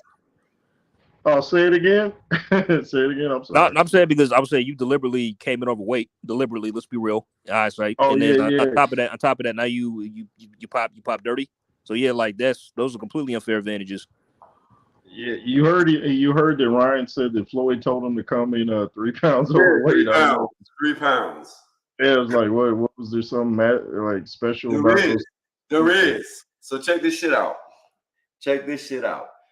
Devin Haney, one of his trainers or somebody in his camp, put this out, and I never knew this. And I used to be in the backstage with professionals all the time. Yo, Black, hop on the panel. Let me know how you feel about this. Here's the rules. If you come 5 pounds or heavier, the fight is canceled. Okay. If you come 2 pounds or lighter, then you have to make weight. Okay. However, if you come 3 pounds to 4.9 pounds, you don't have to make weight. You just get fined. So by him coming 3.2 pounds over, he didn't have to try to make weight by the rules. Oh, so there was a theory behind that. Wow. Yeah. It was really thought out. Wow. Yeah, because they look like kind of 2 different weight classes in the ring. I was like, man, Ryan looks pretty big. Yo, have you seen the meme of Ryan and Devin where it was like Devin wakes up every morning at 9 a.m., runs 8 miles a day, all this stuff, right? I didn't know what I was about to say. Ryan looking fat, it says alcohol loves Jesus. Jesus. Yeah, I saw that. Yeah. I saw that. Honestly, if I was an athlete or a fighter, that would honestly really fuck with my mind because, like, if I prep and do everything I should do to win, but the guy doesn't train at all and he beats me, and it's like, yeah, that would really be a mind fuck to me, man. I'm like, what the fuck is going on here? Well, yeah, that's like the Andy Ruiz thing, talking about eating Snickers and then eating a Snickers bar before, yeah. It's like the Snickers bars was his like super soldier serum or sensu beans or something. Yeah. Yeah, man. Look at that. See that? He was waiting for that Snickers endorsement. I guess he never got it. But yeah, it can mess with your mind. And what a waste! If real, Tony, say it again, bro. You hit the nail on the head. Say it again about Andy. What a waste! What a waste! You got to beat Jarrell Miller. I do. I think he will. I don't know. See, here's my thing, right? Andy has not fought in what, 2 years? Going on almost, close, close to the fight. But I still think he's better than Jarrell Miller, though. I do. That's just why I'm giving him the edge. But he got dropped twice in his last fight. In the Ariola fight once, and he almost put him down a second time, but he didn't go down. Okay, it was just once. It was just one time. Yeah. Are you sure it was just once? I'm positive because he wobbled him again, but he didn't go down. Okay. Yeah, he started to fall and caught himself. Yeah. I remember that. So let's see. He was dropped in his last fight. He ain't fought in damn near 2 years. Now, the thing about Miller that goes against him is clearly he built his body on PEDs his whole entire career. Yep. Now that's gone. He's got nothing. The difference in his body looks on juice, off juice is night and day. And that's a telltale sign of somebody who built their body synthetically. Because if you're natural, or let's just say that you do it one time and you never do it again, you're not going to change aesthetically the way you look. But if you get off the shit and your body just turns into a potato sack, then you know that person built themselves on juice the entire fucking life. And he's looked like it. Every fight after he's came back since being caught twice, he's looked like shit. And he's got no endurance. He's got no strength.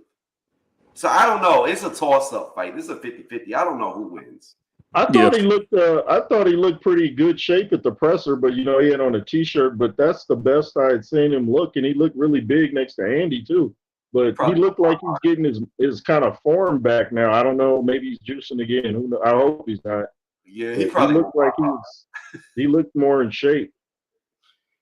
I got no faith in Gerald Miller. Like, how the fuck you just make $5 million and you go beat up the repo man? Yeah, that didn't. I still don't know what was up with that. That was insane. Yeah, he's got some issues. Like, that shit don't even make no damn sense. Like, your truck got repo, so you beat his ass. You just made $5 million. Just pay the fucking whatever you owe. The truck itself probably ain't worth more than 50, 70,000 max. You just made $5 million. It's like they say when keeping it real goes wrong. that made no sense. He said Triple D got one eye. That's fucked up. What's going on, Black? Oh shit. What's up, Tony? What's happening, bro? Go ahead. Let us know how you feel about this. I'm gonna listen to the background. What up, Right back. What's happening, y'all? Hey, what's up, man? I'm low key still in shock, to be real with y'all, man. When I think about it, but I don't know. Ryan is he think it's a joke or something. You know, he's just like, man, fuck the test, fuck the Haneys. He don't give a shit, you know. But you know, it's just crazy because I think about how Devinhaney had to endure that. He was in the ring with the dude, you know. And let's just say he do got a broken jaw and shit. He was in there with a guy juiced up. And we just don't know how Devin is gonna be going forward, you know, in these fights. So I don't know, man. As far as Ryan, that shit is fucked up. You know, it was like, by any means, I'm gonna get in here and beat this motherfucker. I ain't gonna make weight. Cool. Take your 1.5. Also, I'm gonna juice up. I'm gonna beat the fuck out of you, and I'm gonna get my clout up, and we're gonna say fuck the Haneys and me and you, Devinhaney. You know.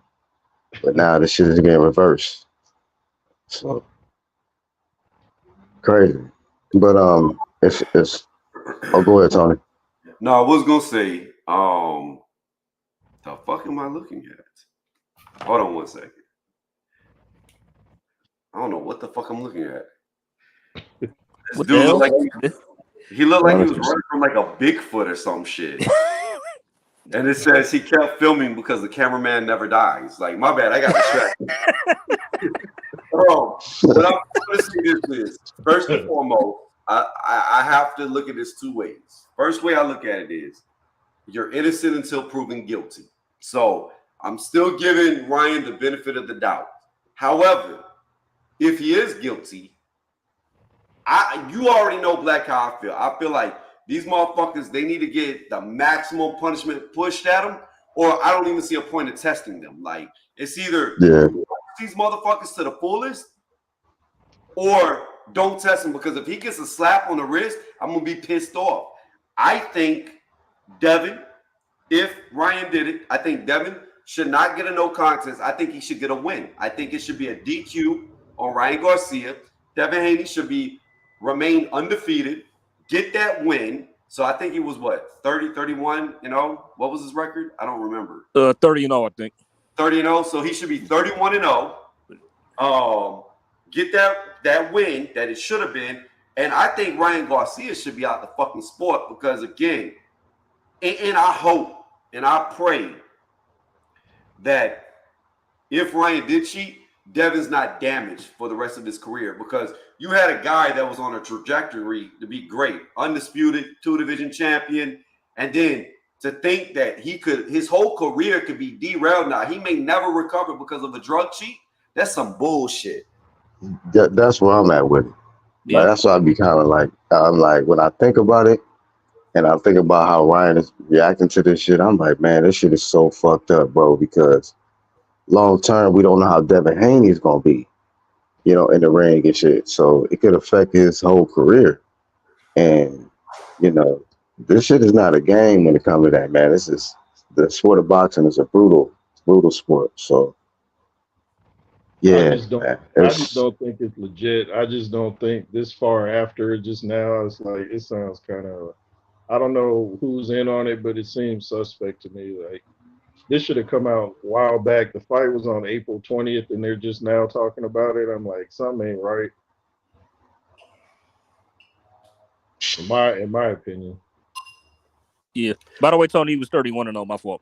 Not 30. So I was right. 31-0. So 30, you were right. Yeah. Yeah. He should be 32-0. Yeah. Yep. Yep, he should be 30. I don't like no contest because when you look at their records, no contest actually goes on your record. It does. And Yeah, it'll have a 1 pushed way out. So you'll have wins, loss, draw, and then the fourth category you never really see will be a 1 for a no contest. I don't like that. It should be flawless. This should be perfect. It should be a 0 there with 32 wins. Yeah. But it's just like boxing is so mental. Like Devin got beat up. Like he got beat up bad. No, he got humiliated. He got humiliated. Yeah, and then all the memes. So it's like, think about him getting in there. And even though I don't really think this dude's that good, but Matisse, think about the flashbacks he's gonna have when Matisse jumps on him and starts hitting him with power shots. Like I'm telling you, like if Ryan cheated, Devin may never be the same fighter, and that's just it's unfortunate. It's bullshit. Like I mean, Ryan, you got people like posting, photos of him like being knocked down to the kid with, and they superimposed Barton's face when he was all fucked up on the show. Yeah. Or there's people like showing like they're trying to say he had like shit stains on the back of his pants. Like what the fuck, man? Hey, yeah. Speaking of steroids, how did Jake Paul go from 200 to 230 in a matter of? That was kind of fast, and his hair seemed to grow. Like what? Like he just had short hair. So he moved up to heavyweight. What's that? He moved up to heavyweight. Yeah, Jake Paul was just at 200. Now he's 230. Like that was fast, bro. Oh, shit. That was really fast there, Jake. The New Yorker in me hates this shit, but he about to fuck Tyson up. Like Tyson, I think so. Honestly, come on, Tony. Tyson gonna blast that dude. You don't believe that? Gonna hurt Jake bad. You heard Roy say that's the hardest he ever been hit. He said I couldn't even get out his way. He said only reason he probably didn't get knocked out because they weren't allowed to go up to the head. No, Tyson said he carried him in that fight. Tyson said he carried him. Yeah, but Roy Jones was 93 years old in that fight, so it didn't really matter. that Roy Jones would beat Jake Paul. No. Jake Paul's gonna get hurt, man. He gonna knock that little extensions out his ear. I'm telling you right now, there's no 58-year-old beating a 27-year-old who is in shape, who trains for it every fucking day. It's different. If Tyson ran up on just some average Joe 27-year-old on the street, he could probably whoop his ass. But when you're talking about a guy who all he does is have nothing but time and money, because that's what he has. He has time and money because he's got such a big following. The dude's rich. And all this fucker does, because he's fucking retarded, he thinks he's a fucking elite boxer. All he does is train with world champions, top-notch sparring partners, nonstop. He's not going to be the 27-year-old like that. He's just not. He's not. Man. I don't know what to do, man. So them rip shots from Tyson, he gonna be like, dude, what did I just do? Not actually, they actually sanctioned this as a professional boxing match. But you're not gonna be shocked, right? You're not gonna be shocked if Tyson beat his ass, though, right, Tony? Bro, if Tyson beats his ass, I'm gonna have so many New York tears coming out my eyes. Either way this goes, I'm gonna be crying. I'm gonna be crying if Tyson loses. I'm gonna be crying. I'm gonna thank you that he won. Like I'm gonna have tears no matter what. I'll be like, what does that say about if he goes out there and gets his ass whooped by an old man? I hope he does. That's gonna be hilarious. It means he was trash, but here's my problem. Here's my problem. Does nobody remember the fight with McBride, Tyson's last fight when he? I do. It was sad to watch. It was. And what did he do in that fight? He quit. He quit. And what did he say in that fight? After during. No, like in the post-fight interview, what did he say? I don't remember, honestly. It's been a while. What do you refresh my memory? I no longer have it in me. I no longer train. I no longer can compete. He apologized to the fans. He said, I can no longer do this. And that was like over 20 years ago. That's what I said. I mean, see, that's my logic for it. It's like, I mean, Tyson, he was washed almost 20 years ago, and he lost the journey to Kevin McBride, of all people, who a guy he would have absolutely smoked in his prime. And probably like, like probably like the first 60 seconds, if not 30. So it's like, so combined with that and the fact that he hasn't fought, now he's late 50s, approaching 60 years old. Mike Tyson was burnt out back then. He's not, now he's rejuvenated. So you can be burnt out and make a comeback. So I don't give a fuck. Hey, I'm gonna tell you speaking this right of, now. Hold on, Black. I'm gonna say this real fast. I don't give a fuck if Tyson is skinny dipping in the fountain of youth. He gonna get knocked the fuck out. He's 58. by Jake Paul.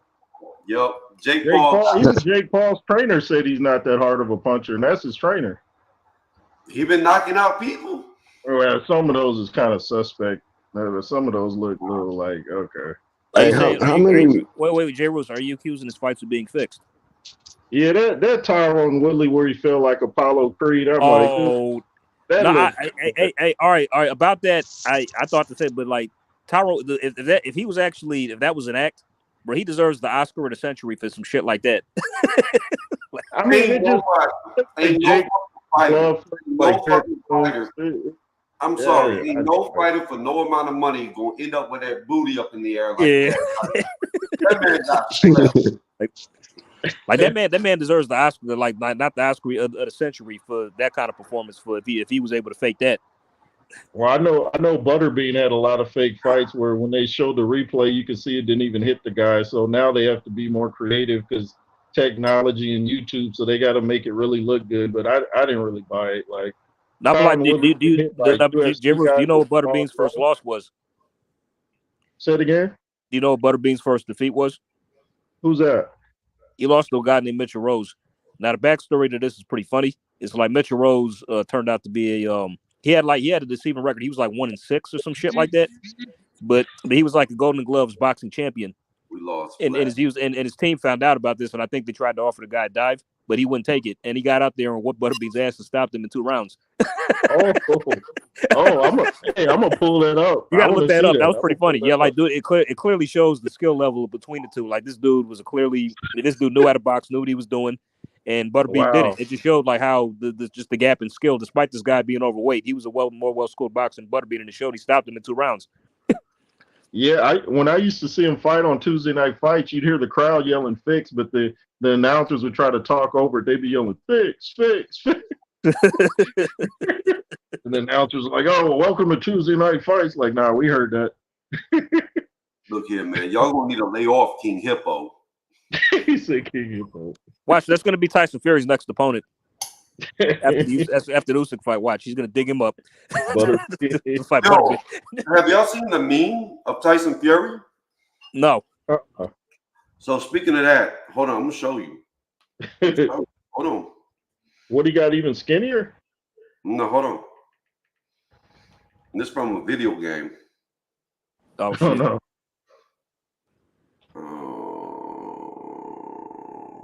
Fuck. What's the name of that character? Hold on. Soda Popsky, that's his name. Oh yeah, from Punch Out. Yeah, Soda look, just Popinski. Yeah, I remember that game. Look at this. There's a meme going around that this is fucking Tyson Fury. Okay, right. Wow. And his record is damn near the same as Tyson Fury's. Oh, that's funny. Wow. Yeah, these memes are pretty hilarious. These beams are lethal. They be brutal. Look at that face. That looks more like John Fury than anything else. He said John Fury, big John Fury. Oh, did you guys see the Usyk Tyson Fury promo? Oh yeah. Wait, which one? The Western one? Yeah, I like that one too. The one a few months ago? Yeah, that one was cool. Yeah. The Josh Mangano one was pretty good as well. I like that one too. Yeah, I like that one better. I didn't really like the Day of Reckoning with all that like zombie garbage. I was like, yeah. That was kind of like that was the weakest one. Yeah. So y'all want to hear something crazy? Go ahead. What's that? For the Parker fight and Wilder, I picked Wilder to win, but I just decided to flip a coin. Y'all know what the coin landed on? Parker. What's that? Yep. Listen to the coin, man. Never doubt the coin. Never doubt the coin, bro. I picked Parker at the last minute. at the last minute, I was like, I'm gonna go with Oh, Parker. you did. I mean, Yeah. I always thought Parker could beat him. I mean, but it's just the question of Woody was just different because I don't know whether credit to Parker, he showed up and tried to win. He did, and he did, Joe. But I always thought that was the more losable fight between the two main cards between Joshua and Wallin. I mean, Joshua Wallin, that was pretty simple. That wasn't even a hard pick at all. I said Joshua stoppage, and he did. Tony really did. Tony didn't really give him a chance, but I did. You heard me. I said, like, bro, it's just while he's not on Joshua's level at all. Plus, he sparred with him several times. He fought him in the end. Yeah, he's going to stop him, and he did. But then, like, I believe that Wilder was more. I mean, I didn't pick him to lose, but I just said that was the more losable fight of the two main cards, Wilder and Parker. Yeah, man. I mean, my thing with Wilder is, to me, Wilder he's not that good. He never was. And I'm judging this like, here's my thing about him. I'm judging him off a top 10 fight or against, let's just do champions, right? Yeah. He fought Stavern, okay? Yep. He beat him.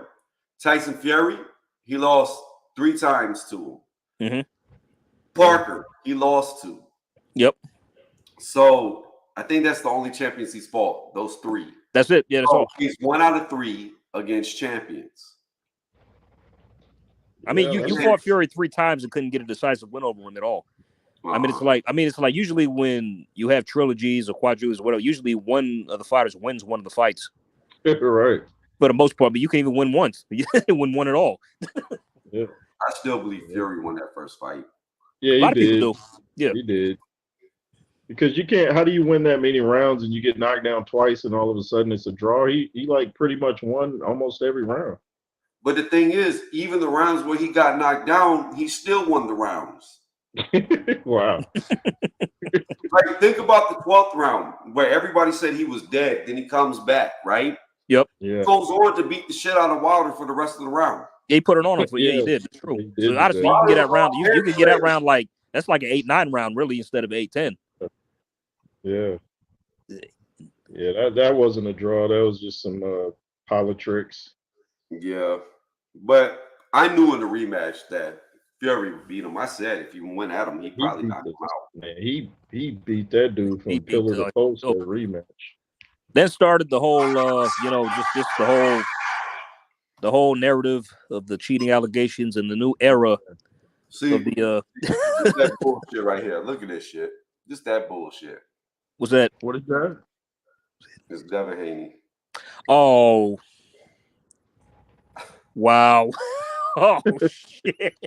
That's wow. All right, I'm not gonna lie. I'm kind of guilty of this myself. Like after Devin lost, I did kind of make a half-hearted joke. I said, "This is what happens when you wear UGG boots in a boxing match." Yeah, what was up with that? I have no idea what the fuck those were. I saw a whole podcast where they just went in on his shoes. I was like, wow.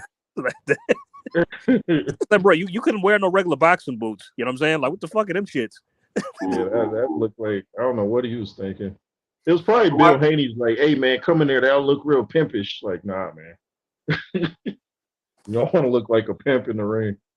But my thing is all these memes were uncalled for if Ryan really cheated. Yeah. I just don't. Look at this shit. Look at this shit. This shit's hilarious.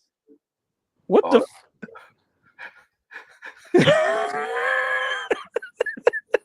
Well, who was that? What are these two?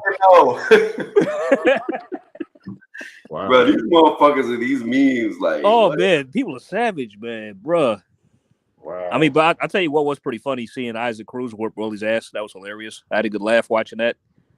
Yeah, I saw that.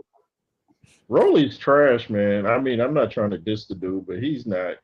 No way. Rolly's just not good. Yeah, no, he is garbage. He is. He always was. I mean, the fact that this dude Rolly should have never been a champion. He lost to Barroso. Yes. Yeah. Well, thanks to Tony Weeks, that didn't happen. So look at this. Look at this meme. You ready? Oh my goodness. Oh shit. Like what the? He got knocked out. He turned into a dog. Oh shit. Yo, this shit is crazy. These folks are creative, ain't they? I saw one where Tyrone Woodley got knocked out by Jay Paul. He fell like several floors through the canvas and was like in the shadow realm or some shit where like all his other knockout victims were. Yeah, they did that with Wilder and Dominic Brazil. They had all kind of memes on that one. No, the worst one was AJ, where they had him like on the escalator. His spirit. Oh yeah, where his like soul left his body and shit after the Ruiz fight. Oh man. Oh wow. Oh shit. I know the fighters from. But anyway, hey Tony, are you ready for Lomachenko to retire George? I mean, Who's that? That's to be seen. Huh? Oh, Lomachenko. Oh yeah. We can put something on. We can put something on that too if you like. So no, I don't want to bet on that one. Oh yeah, because you you have to pay me for that one too. So you about to pay me? Like I already got the account where the money's coming from. But that one I may have to pay you. You know what? If I took that bet with you, I'm gonna say this. If I took that bet with you, I need 2-to-1 odds. So if we bet $25, all right, $50. So if we bet 25 for that, you want to bet 50 for Usyk Fury? You want to lose? Oh, you just want to break even. That's what you're trying to do. Well, I was gonna bet 25 for both, but so. But yeah, your call, bro. They like name it. So what you want to do? I just don't see how the art of deception can win. No, I mean, well, I don't either. I mean, like honestly, it's like George is he's a good guy, but ultimately, stop there. When are you talking about a fighter and you like George? He's a good guy. Yeah. Like there's nothing. It's over. That's it. Like there are no good compliments. Nah. Yeah, I mean, because bro, he lost. I'm sorry, but I know you disagree with me, Tony. But he lost that Maxie Hughes fight. He did. I'm sorry. I know this girl named Maxie. Yes, I mean, but in that fight, I mean, regardless of what you think, I mean, I thought he lost. But he looked awful, man, in that fight. I thought he was going to win that with. I was kind of split if I'm being honest, because Max Hughes was kind of on a nice little run himself. So I mean, but at the end, I did pick George to win. Just even I wasn't confident in my pick, but bro, he didn't win that fight. Yeah, I thought he was won that fight too. Yeah, he didn't beat Maxie. He didn't. He got a gift, and based off that, it's like, oh yeah, Loma gonna whoop his ass. Lomachenko looks really small because he's got these real narrow shoulders. I'm like, he just looks like a featherweight to me. Well, he is. He is technically, yeah. Even though he's been a lightweight for a long time, I mean, that's where he started out at. So, yeah, he like no shoulders at all. I'm like, God, man. I mean, just given like what he's been able to do, just the lightweight in general, like not get dropped, not get stopped, beat most of the guys up there. Yeah. That's just a compliment. That's just a compliment to his skill set. If I'm being honest, so yeah, I think he's like a smaller version of Usyk. Yes, I thought the same. Like but like more like Usyk is just Lomachenko with cruiser and heavy, and like vice versa. Like, he's just Lomachenko's like Usyk at lightweight and super feather. Yeah, man. Makes sense. I mean, like the father trained them both at one stage. So. Oh yeah, that's true. Loma's dad, he trained Usyk for a small stretch too. So yeah. Wow. Yeah, these Ukrainians are no joke, man. They're not disciplined fighters. You never hear them. Money, I'm in this for legacy. Yeah, these dudes don't play around. Let's see, back before these. You still there, Tony? Yeah. Hold on 1 second. Okay.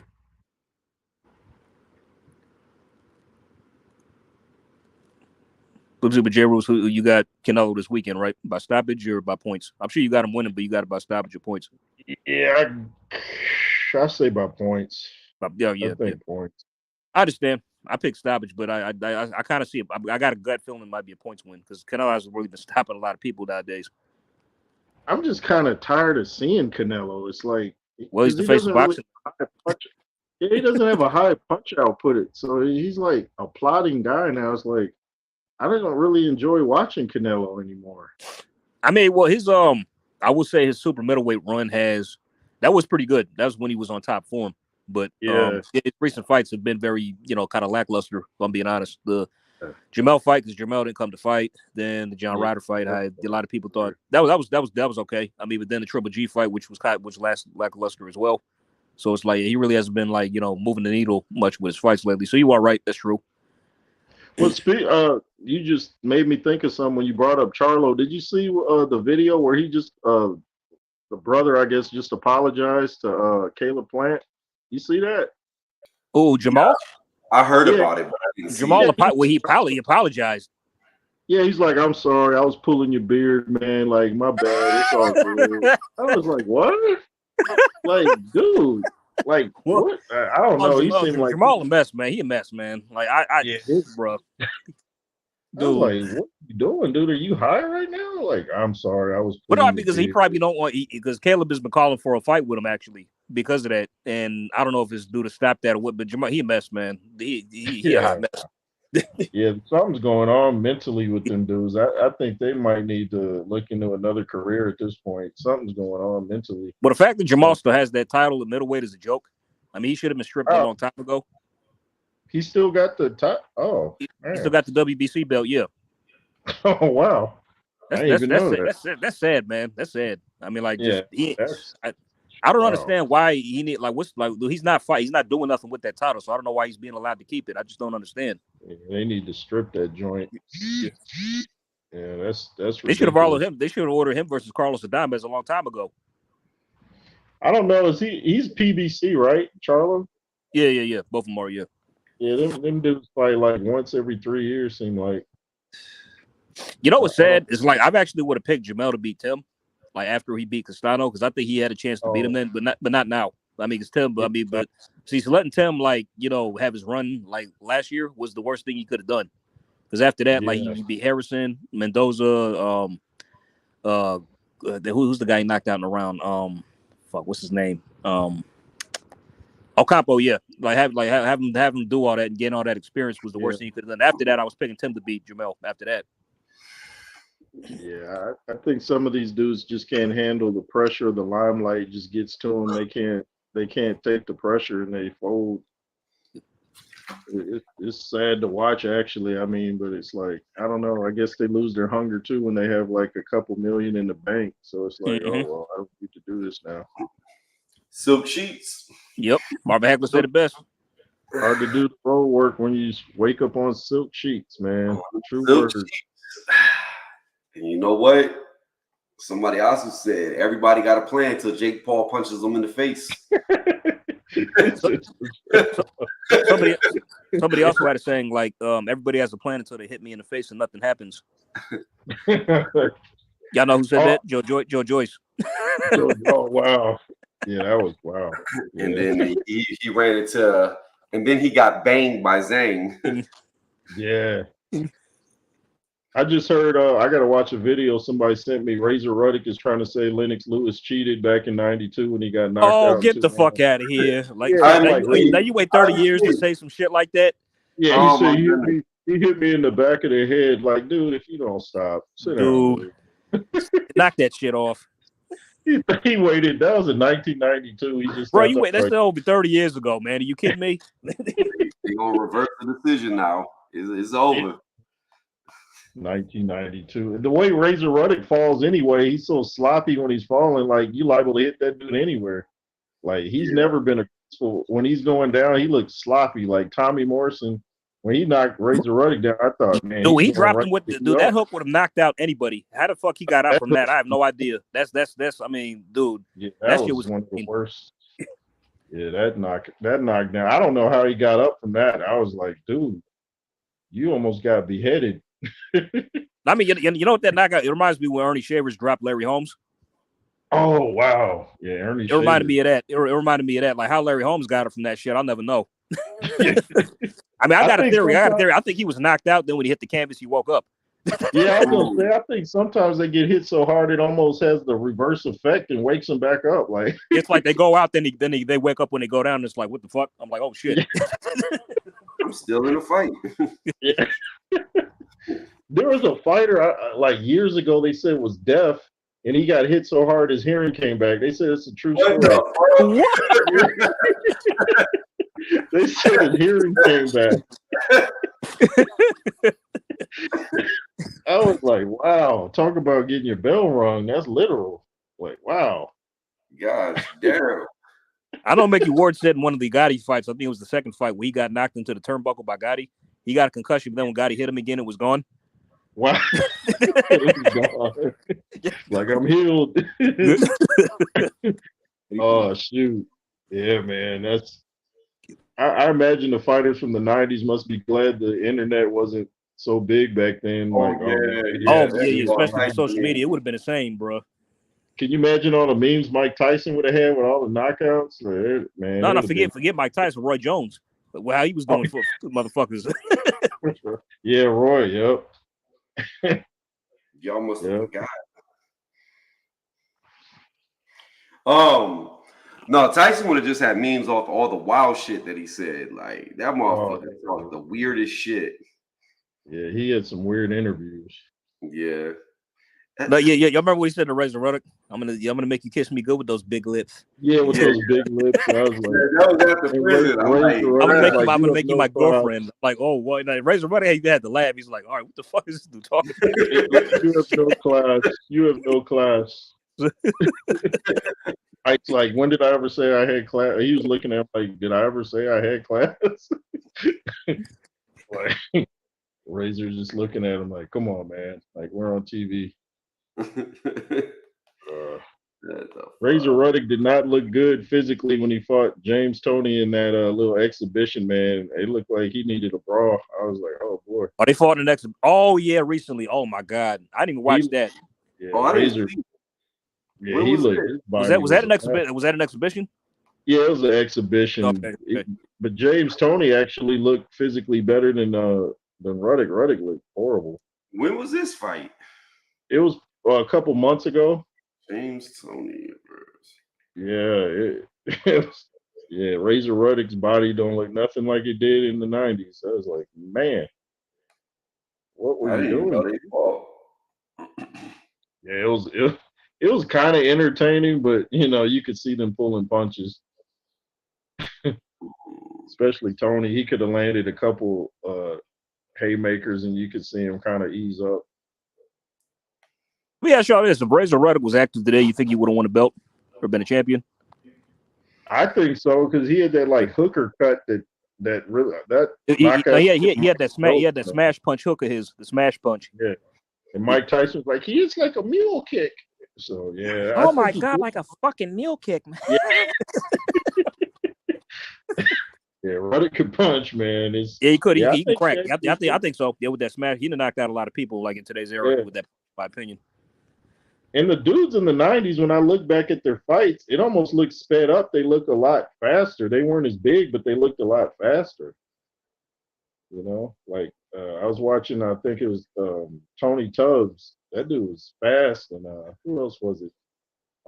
Burt Cooper, Ray Mercer, all them guys. They were pretty. Oh quick. Yeah, man, Burt Cooper, man. He was a danger man for sure. Burt Cooper was tough. Like, yo, speaking of throwback real fast, I keep getting irritated. Like, why do people keep saying like this is what I hate about boxing and casuals, right? They keep trying to say that Devin Haney is the youngest undisputed champion there's ever been. No, he's not. Mike Tyson was 20 years old when he was undisputed with 3 belts. Facts. 21. Facts. Devin is the youngest 4-belt era. Yeah, yes. Yeah. But he ain't the youngest undisputed champion ever. Like, what the fuck? I mean, Tyson made history by becoming the youngest. Then literally did it. Became undisputed a year later. Champion and undisputed champion. You literally became undisputed not like a year later at 21. So yeah. Was it a year later? I thought he was undisputed by 20. I thought it was all in his 20th birthday.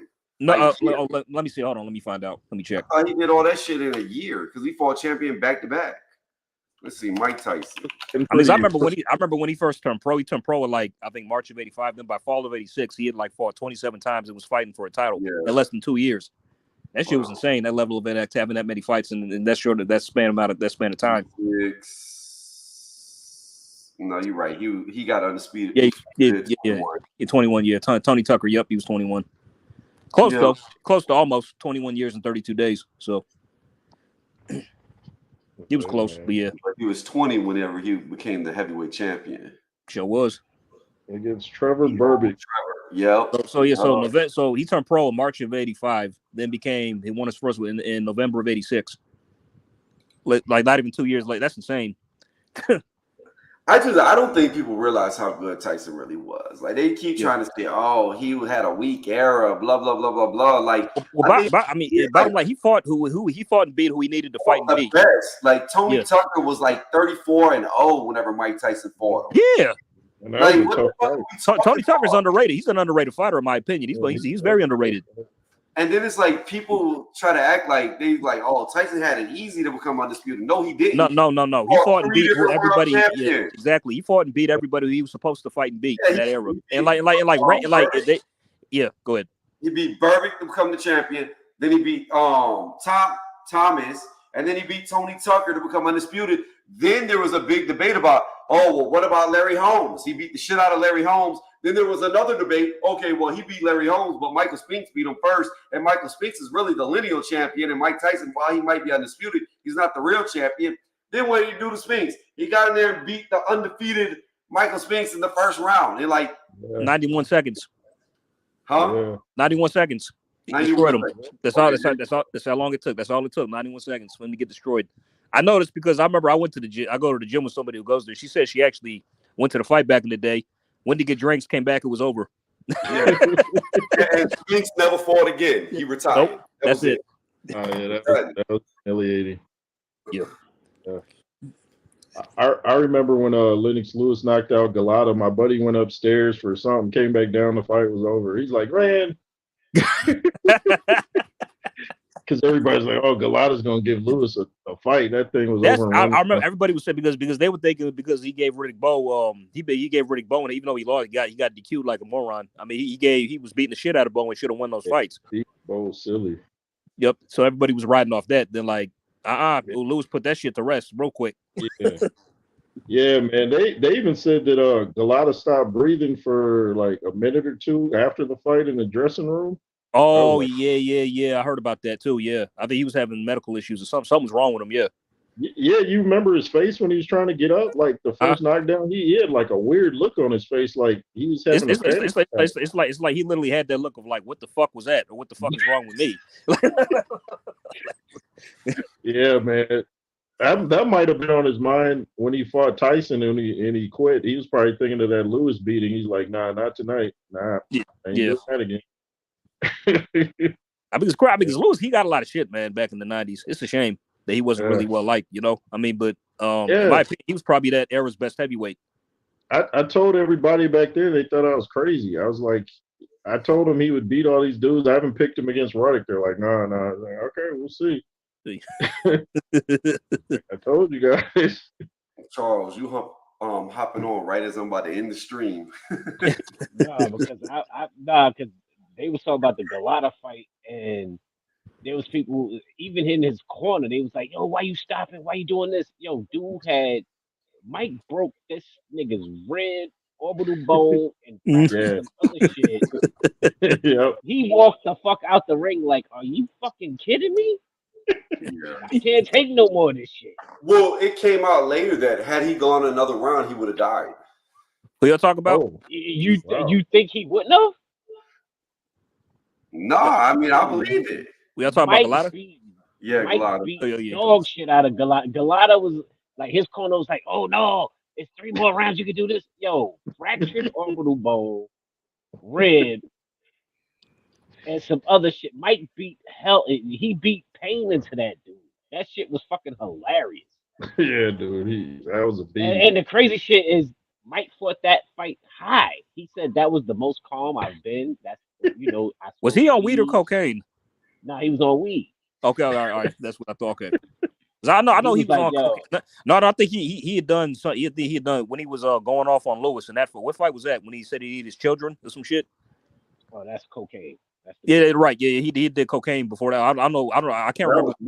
But when he said he fought Galata, that nigga said I was the most relaxed I fought. I was like, this nigga broke 3 bones in this nigga's body. And his corner is telling him, "Oh no, you can continue." How the fuck are you gonna tell him he can continue when this nigga you not eating them punches? Galata was a weird dude. Down He was. That shit was. Whew, that was an ass whooping.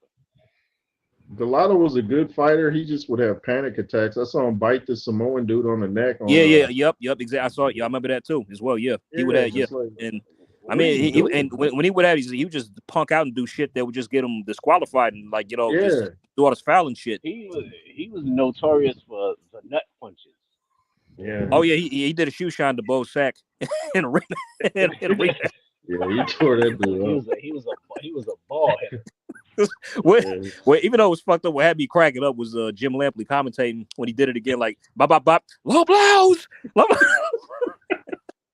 Yeah, that night was hilarious, man. I remember recording it, and everybody at my job wanted that tape. They was like, "Please let me borrow that tape." They wanted to see the riot. Oh my god! Oh, that shit was that was Malice in the Palace before it happened. Oh man! Indiana fought. They had no cops there. Security guards were like in their 60s. Yeah. That's what you said. Out of state motherfucking, and you like, oh shit, can't stop this shit. This shit is a full blown melee. Yeah. But that shit was fucking hilarious. Yeah, man. Oh man, It seemed like that shit. I say, yo, man, I gotta remember, man. Delano took punishment in that fight. It didn't seem like it. But man, like he pushed his corner, man. Like fuck you. The fuck you mean? Yeah, like I'm getting out of here. Keep going. Oh yeah, we're gonna keep fighting. Nah, he pushed his ass right off the fucking top. Get the fuck out of here. Like, Nope. I'm out. Hell no. Y'all niggas is not feeling what I'm taking. Yeah, they said he fought his corner harder than he fought Mike. Was that Tony? Yo, he pushed the nigga. He pushed him off the top. The dude was right in the corner. He pushed him off the top. Was like, fuck this. I'm out. Yeah, he's like, peace. Like, I remember that guy, like on the Legendary Nights, that old trainer, he's talking like, I was trying to put the mouthpiece in my mouth. I should have shoved it up his ass.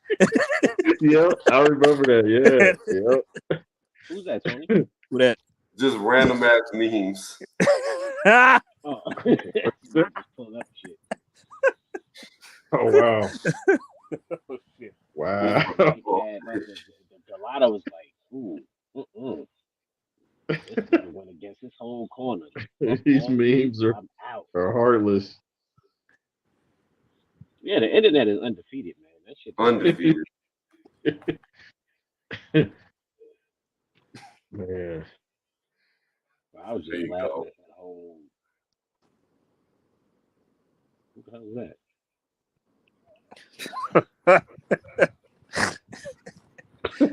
Playing a sax. Nigga blowing the second. What the fuck? Who is that?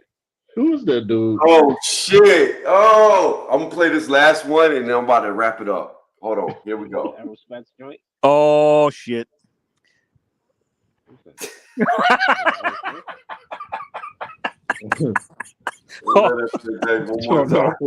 Tony, I was actually just thinking of that one too. Like, I wonder what he did for that one. The Joshua Nagano knockout.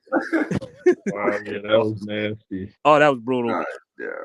You knew that was coming though. You could already tell the Tony, I saw that shit live and like literally after Joshua dropped him again, I was begging Francis to stay down. I said, Francis, don't get up, please. Stay on the ground. I'm sitting like you about to get slept. Like, and bam, Joshua, and then he did it. And he loaded up too. It's like he didn't try to load it up. Yeah, Joshua was like, okay, you want to get back up? All right, here you go. The way that he did it was so cold, though. He just came walking real slow and just boom. It just all right. Okay, you want to get up? All right, take this. Bye. And then he didn't even wait for it. He just turned around and walked away. Walked off he didn't celebrate. He's just like that was cool. Like Joshua was just like, all right, another day at the office. I got this shit done. Let's get it, and just gave a fist bump to Ben Davison. That's how we do it. And Gano got one of the best. And Gano got one of the best walk-offs in UFC. Did you see when he hit fucking what's his name? Overeem, yeah. Yeah, gave him that was nasty. Uppercut. Oh, that shit is terrible. Yeah, see, I don't really watch UFC, so I didn't see it. Yeah. Oh man, listen. He stretched Overeem's neck like a giraffe with that uppercut. Gave him. I mean, that one made it worse. He pounded him while he hit him while he was on the ground. It's like, I think you got him, bro. Like, he's good. Like, he didn't have to touch him. He's done. He hit him with a hammer fist after that. I was like, oh yeah, Gucci. Well, that's the one thing I don't like about UFC. I will say that, like, them dudes have no sportsmanship. Once they knock somebody down, they jump on top and they just start gorilling them. Hammer fist. Like, this motherfucker's already knocked out. He was bah, bah, bah, bah, bah, bah, bah, bah. Oh nah, you gotta look at when he fought Overeem. Like Overeem was out after that uppercut. It was a wrap. He did not have to hammer fist him. And the referee for him to hammer fist him, I was like, oh shit, this nigga about to die. But I've been telling you before you go. I just wanted. Did you see The Beekeeper yet? No, I need to. Okay. I mean, well, it's like $5 on Amazon. Now buy it. It's worth it. I'm telling you, it's that shit is good. It's excellent. As a matter of fact, like since we're talking about hammer fists, it reminds me of a prolonged fight scene in the film. Jason Statham has with some guy, and he wins, but like after he kills him, he hits him with brass knuckles when he was. I think he was already dead. Yeah. Wow. I'm like, what he did, I'm like, damn, bro, I think he got him. Like he's dead. Like the gratuitous beating. Man.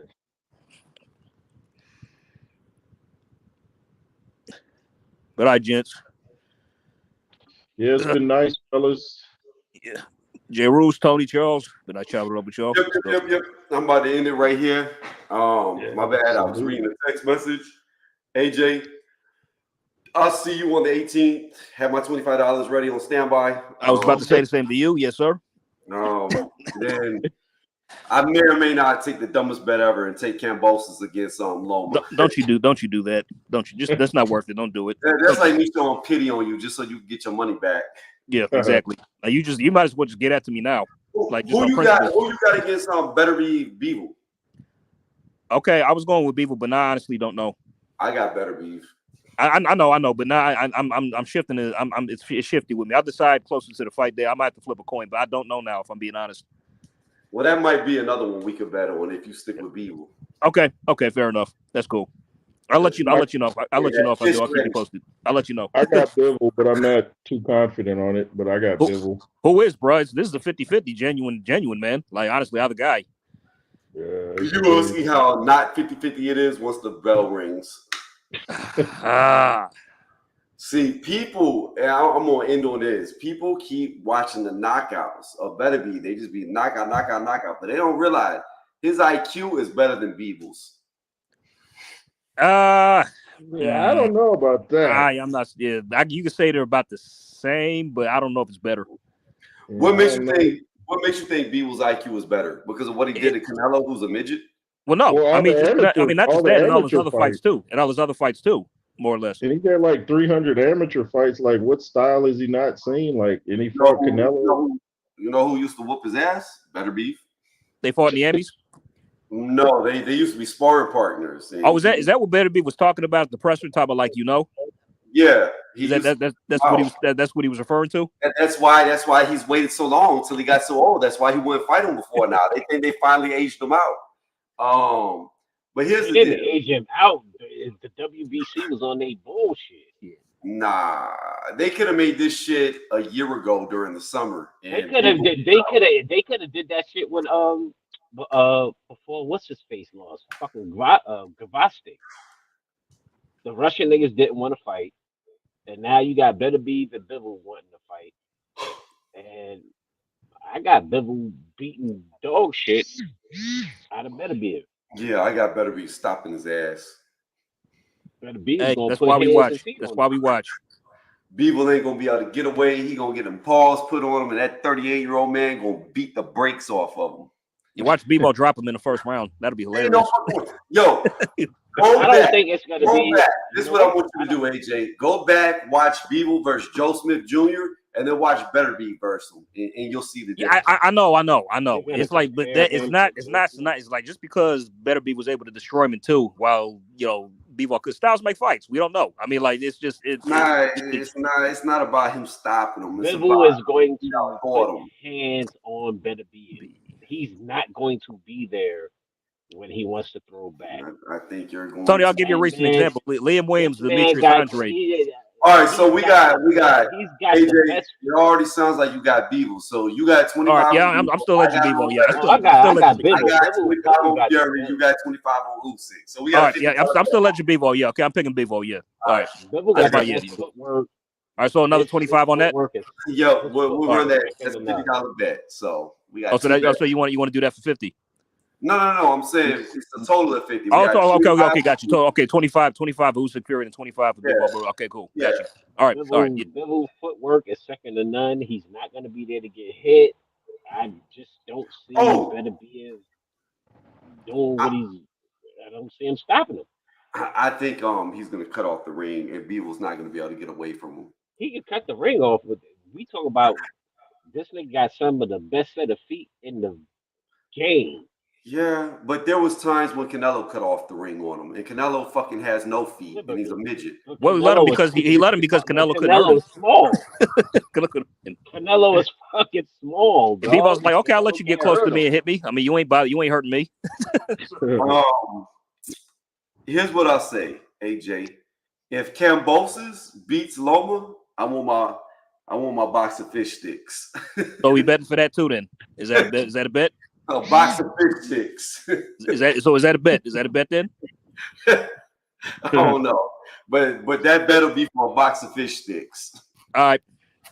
All right. On that note, I'm gonna kill the stream. We're gonna see if you right, Charles. We're gonna see if you right, AJJ. Before we go, who you got winning that fight, Beeble or Better Beef? I got Bibble. By decision. Gosh damn it. I stand alone. Y'all three, come on. Yeah, I'm out. All right, y'all. Y'all have a good one. All right. All right, y'all be safe. Yes.